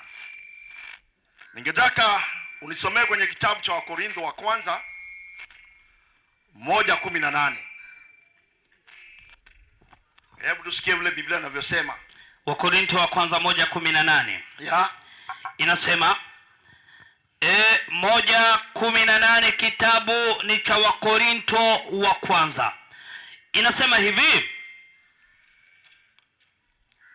kwa sababu neno la msalaba kwa wanaopotea ni upuuzi. Unaona? Ukiona mtu yoyote ana mashaka na msalaba, kulingana na hayo maandishi ambayo mtume Shauli aliandika, basi ujue huyo mtu ana tatizo kubwa sana. Ukiona mtu yoyote akiwa na mashaka na kufa na kuzikwa na kufuka kwa Yesu, yaani huyo mtu anahitaji msaada, sijui utamsaidia na njia gani. Malizia hapo, inasemaje? Inasema hivi: bali kwetu sisi tuliookolewa, bali kwetu sisi ambao tuliookolewa, ambao tunaongea mambo ya msalaba, ni nguvu ya Mungu. Nimevaa msalaba kila mahali. Ni nguvu ya nani? Ni nguvu ya Mungu. Ni nguvu ya Mungu. Sasa swali langu ni hili. Ukisoma kwenye kitabu cha Yohana 19:30, hebu soma hapo. 19:30. Ya. 19:30, kitabu ni cha Yohana Injili. Biblia inasema hivi katika 19:30, kitabu ni cha Yohana. Basi Yesu inasema hivi: basi Yesu alipokwisha kuipokea ile siki, alisema imekwisha. Akainama kichwa, akaisalimu roho yake. In other words, akaaga. Kwa yule mtu yote anasema kwamba Yesu hakufa, alikufa. Ndio hiyo Biblia, sio mimi. Imeandikwa na imekauka. Sasa swali ni hili. Turudi kwenye Quran. Kwa sababu mnaona doji hii swali.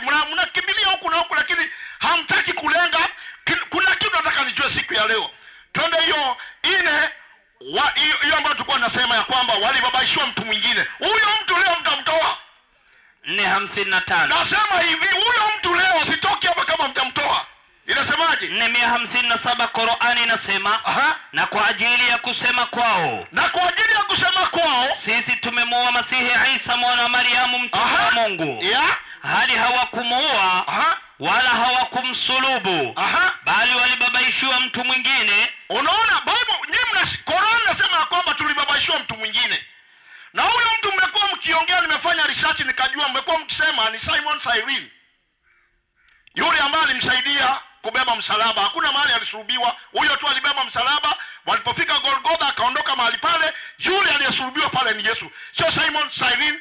Haya tena mnajificha na Judas. Na wakati hata Yesu anasulubiwa, Judas alikuwa ameshajinyonga na alikuwa amenyanyuka. Sasa huyo mtu ni nani huyo ambaye mnasema kwamba tulibabaishiwa? Kwa sababu sisi tunajua kabisa 100% ya kwamba Yesu ndiye alisulubiwa. Huyo mtu ambaye tulibabaishiwa, leo mnamtoa hapa. Leo mnamtoa hapa, huyo mtu ni nani? Hiyo ndio swali yangu. Msomaji rudie hiyo aya tena. Na kwa ajili ya kusema kwao, Naam. sisi tumemuua Masihi Isa mwana wa Mariamu mtume wa Mungu. Naam. Hali hawakumuua, Tupe vitu. wala hawakumsulubu, Naam. bali walibabaishiwa mtu mwingine, wakamdhani kuwa ni Nabii Isa. Swali ambalo askofu ameliweka parwanja ni huyu mtu aliyebabaishiwa wa Kristo, kama mna jina lake mtupatie. Sio ndilo swali ama sivyo? Sasa Abdul Karim, tunaomba uje tuambie kwamba Yesu Yahshua Mesaya hakusulubiwa, ni huyo aliyebabaishwa, zini jina ni gani? Kwa sababu huyo ambaye sitasema amesulubishwa na jina. Na mtu hawezi babaishwa na alikuwa amefika umri kama ule kama hana ji. Nafikiri hilo swali. Karibu sana. Dakika 5.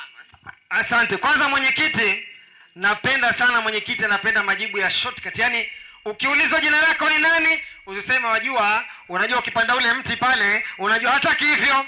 Kwanza anataka ujibu jina langu ni fulani.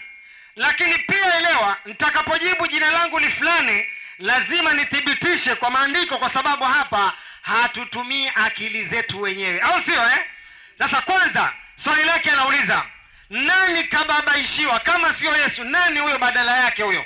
Jibu lake ni Yuda. Jibu. Unaona anashangaa. Ndio hawa hawakushangaa.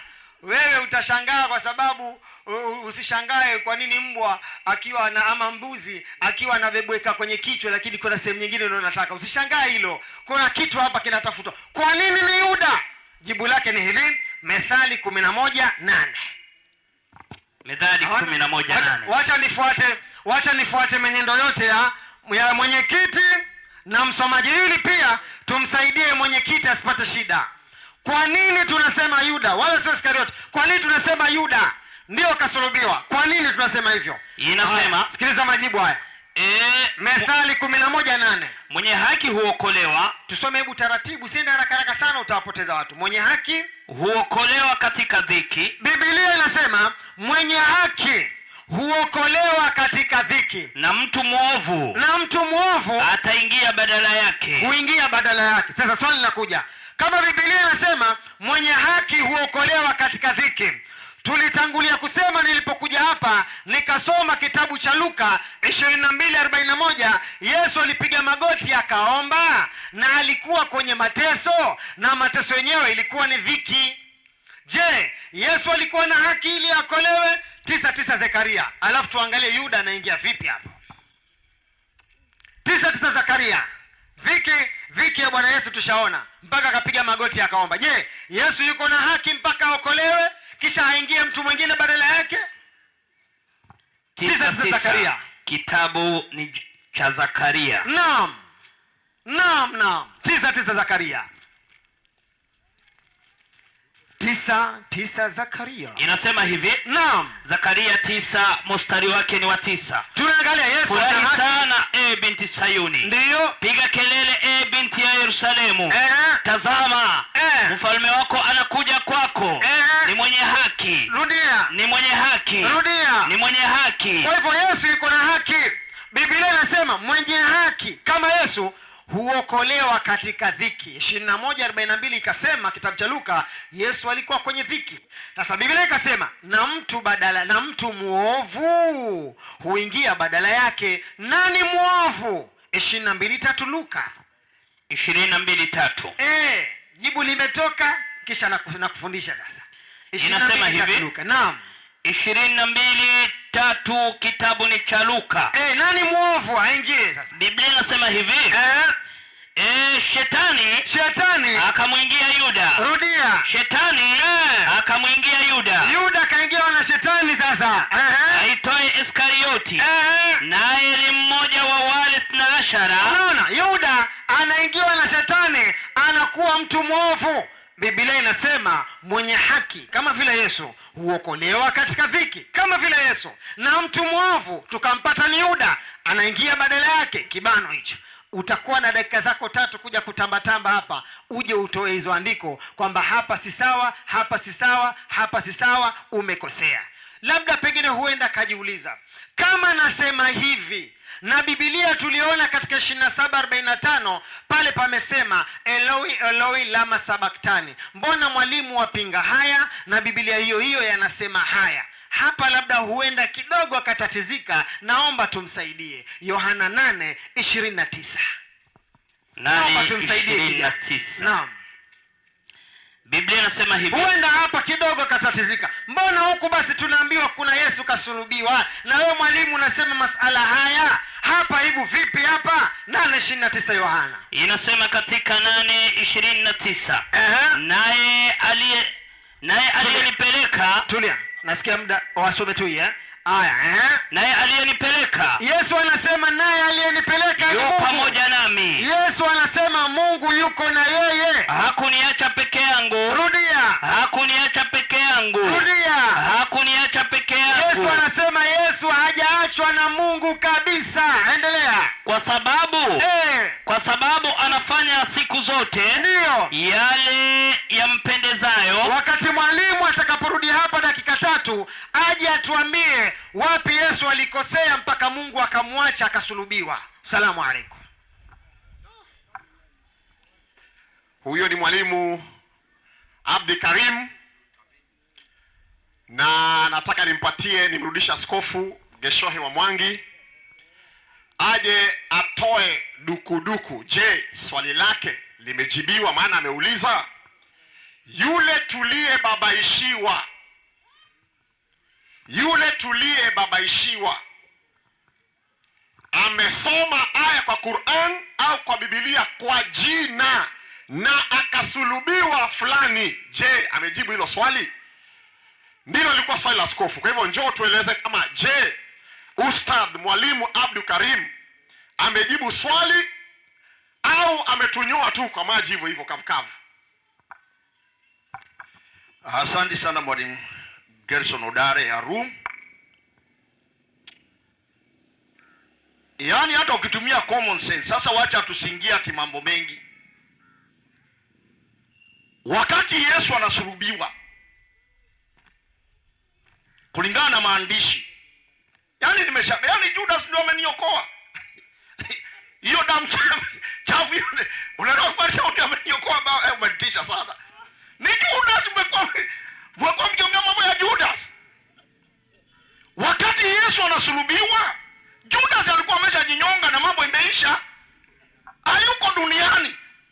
Sasa tena unajua kwanza alitabiriwa mambo yake zamani sana. Hebu nisomee kwenye Zaburi.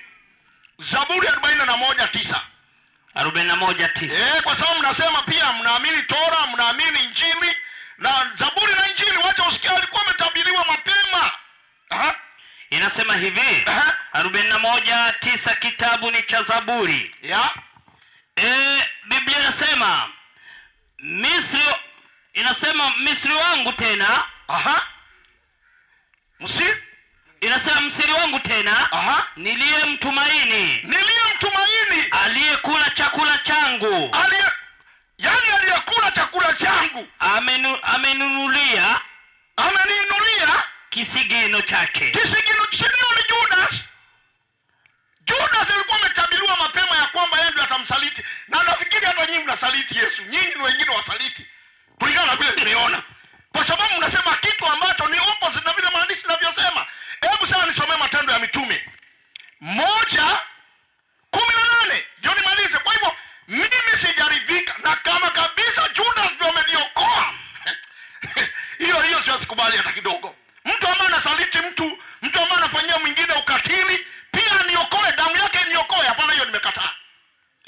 inakataa. Inasema aje hapo? Matendo ya Mitume 1:18. Ni kama vile, wacheni niwakumbushe Waislamu. Unakumbuka mtu anaitwa Abdallah ibn Subail? Kuna wakati Muhammad alichukua damu akamwambia ndiye akazike hiyo damu mahali ambapo mtu hawezi kumuona. Alipotazama upande akaona hapana, anaweza onekana mtu, akaikunywa hiyo damu. Na mnajua vizuri sana, alipokuja kwa Muhammad sallallahu alaihi wasallam akamuuliza, damu yangu umeipeleka wapi wewe? Akasema hapana, nimeikunywa. Akamwambia usikuja kunywa damu yangu tena. Na mnajua vizuri hivyo. Akamwambia usikuja kunywa damu yangu kwa sababu ni maarufu kukunywa damu. Unanielewa? Sasa hebu soma hapo tusikie. Inasema katika 1:18, kitabu ni cha Matendo ya Mitume. Aha. Biblia inasema hivi. Aha. Basi mtu huyo alinunua konde kwa ajili ya udhalimu. Akaanguka kwa kasi. Akapasuka tumbo yake yote. Yakatoka. Sio huyo Judas. Alafu mnasema ya kwamba atiende tulibabasha. Kwa hivyo mimi mwalimu, hiyo nimekataa. Haitajibiwa. Na mimi kabisa siamini ya kwamba Judas ndiye aliniokoa. Na kama ni yeye aende kabisa sasa.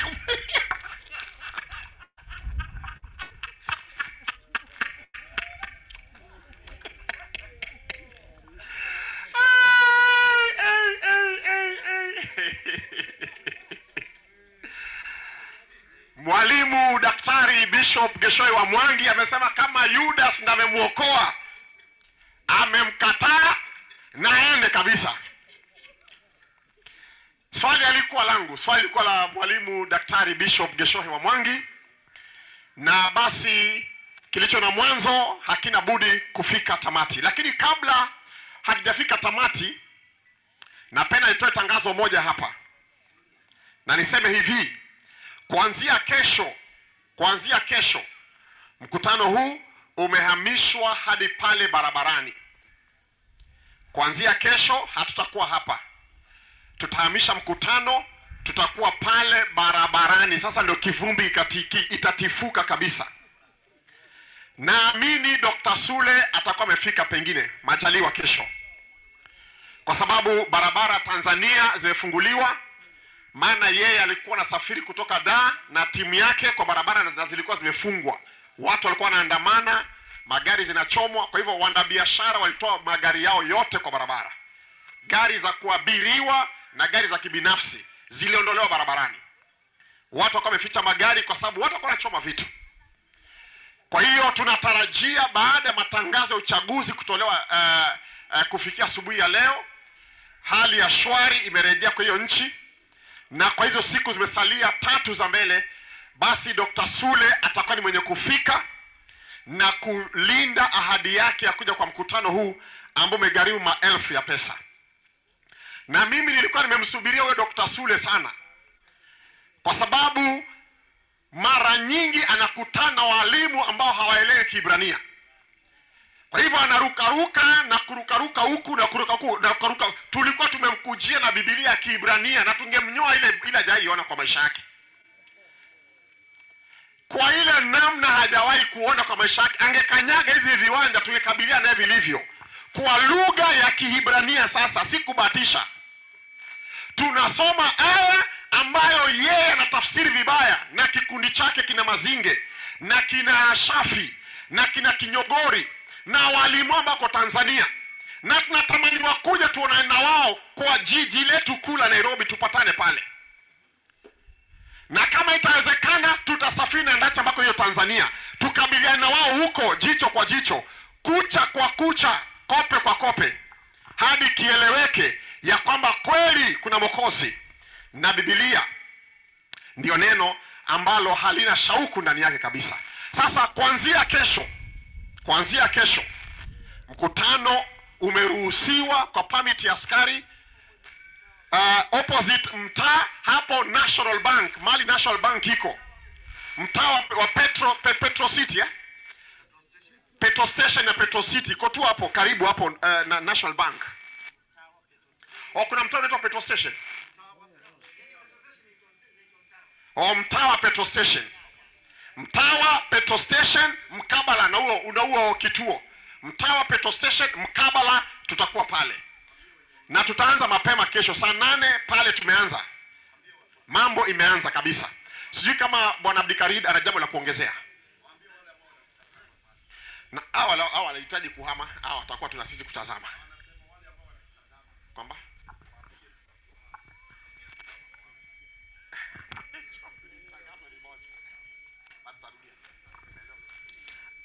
asante sana mwenyekiti. Mimi tangazo ile ambalo amelitoa mwenyekiti ni zuri sana, kwamba kesho inshallah tutakuwa kule, lakini ningependa nisimame kutoa shukurani kwa wenyeji wa hapa. Wallahi hapa tumekuwa na wenyeji wa karimu sana, na naomba viongozi walimu mliokuja kutoka sehemu mbalimbali msichoki kuja kuwatembelea na kuwa na urafiki na ujirani mwema na watu wa hapa. Watu wa hapa ni wa vipenzi sana. Nimekuwa na Mheshimiwa Bwana Mwavita, nimekuwa na Alfaruki, tumekuwa na viongozi mbalimbali ambao wametupatia umeme, wametupatia mahali pa kuweka vyombo, wametupatia viongozi mbalimbali wa security. Natoa shukrani sana, na nawaomba msichoki kuwapokea wageni, kwa sababu nyinyi ni watu wa watu, na leo tuko kwenu, kesho mtakuja kwetu. Mnazokuja kwetu mkasema mimi si nimetoka Zebra. Sasa na sisi pia tusije tukawekeeni vikwazo vingi. Na pia hatuhami kwa ajili ya ubaya. Hatujafanyiwa ubaya wowote wala hatujakosewa na mtu yoyote. Lakini tunaomba msamaha, ama naomba msamaha kwa niaba wenzangu kama tumewakosea. Tusameheni, kwa sababu alkamalu lillah. Mkamilifu ni nani? Ni Mwenyezi Mungu. Hatujakosewa, hatuhami kwa sababu tumekosewa, bali tunahama kwa sababu ni mapendekezo ya viongozi mbalimbali ambao tumekuwa nao. Wamependekeza zaidi tuwe maeneo yale, na hata pia nadhani mambo yatakuwa mazuri zaidi. Mimi nasema ni hivyo tu, na Waislamu naomba tuzidi kualikana inshallah, kama alivyosema mwenyekiti. Inshallah Dr. Sule pale walikuwa wamefungiwa Tanzania, na sasa hivi wameachiliwa. Nchi inaanza kufunguka kuwa shwari inshallah. Tutakuwa naye inshallah, na muhadhara utaendelea kwa amani. Assalamu alaikum, asante sana. Basi napenda tuombe, na kama kwa ishara ya heshima tunaweza simama. Msomaji Daniel 6:10. Daniel 6 mstari wake ni wa 10. Naam. Biblia nasema hivi. Naam. 6 mstari wake ni wa 10, kitabu ni cha Danieli. Asante Paulo. Hata Danieli alipojua ya kuwa yale maandiko yamekwisha kutiwa sahihi, akaingia nyumbani mwake, na madirisha katika chumba chake yalikuwa yamefunguliwa kuikabili Yerusalemu. Akapiga magoti mara 3 kila siku, akasali. Asante. Kwa hivyo nafikiri Jerusalem, kama sijakosea, ni upande huu. Kama sijakosea ni upande. Sijui inachomozea upande huu hapa mtu hapa. Inachomozea upande hii. Uliona inachomeka upande gani?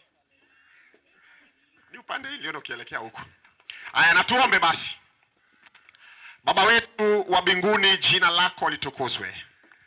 Asante kwa kutupatia wakati mwema katika mdahalo huu ambao umeweza kufika tamati magharibi ya sasa. Pokea sifa na utukufu kwa kila mwalimu aliyesimama hapa kuleta mada. Alitangulia mwalimu Francis Ndasha, akaja mwalimu Onyango dakika 10, akaja mwalimu Abdikadir kwa safu zote 4, akaja mwalimu Daktari Gishohe wa Mwangi, akaja mwalimu Mutisia. Tumekuwa na msomaji Paulo ambaye amesimama kwa zamu ya pande zote mbili. Tumekuwa na wasikilizaji kutoka kwa Ukristo na pia Waislamu, wamama kwa wazee, vijana kwa mabinti, watoto wadogo, na umma kwa jumla waliokuwa kwenye YouTube, Facebook, TikTok, Instagram, wanaotumiana kwa WhatsApp messages. Baba, tunasema ni asante.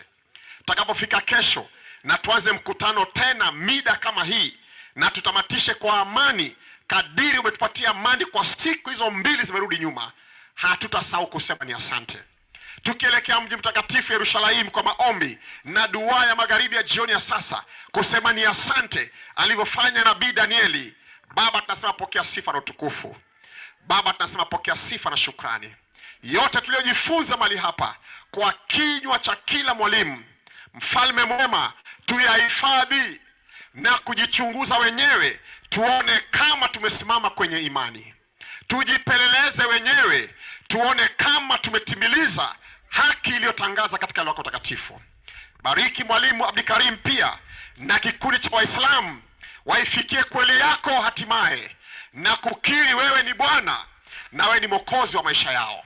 Pokea sifa na utukufu kwa wasikilizaji na watazamaji ambao watakuwa nasi kesho pale mkabala na petroli karibu na National Bank. Pokea sifa na utukufu kwa jina lako safi, mkombozi wetu, nimeomba nikishukuru. Wote waseme amen. Basi mwende salama na tuonane kesho majaliwa, hapo kwenye barabara kuu ya Mtwapa kuelekea Lindi karibu na National Bank.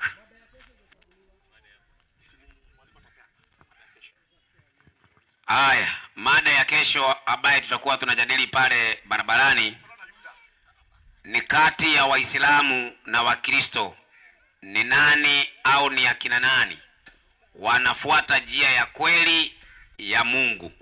Basi hiyo ndiyo mada ya kesho. Haya, Mungu awabariki sana na muwe na usiku mwema.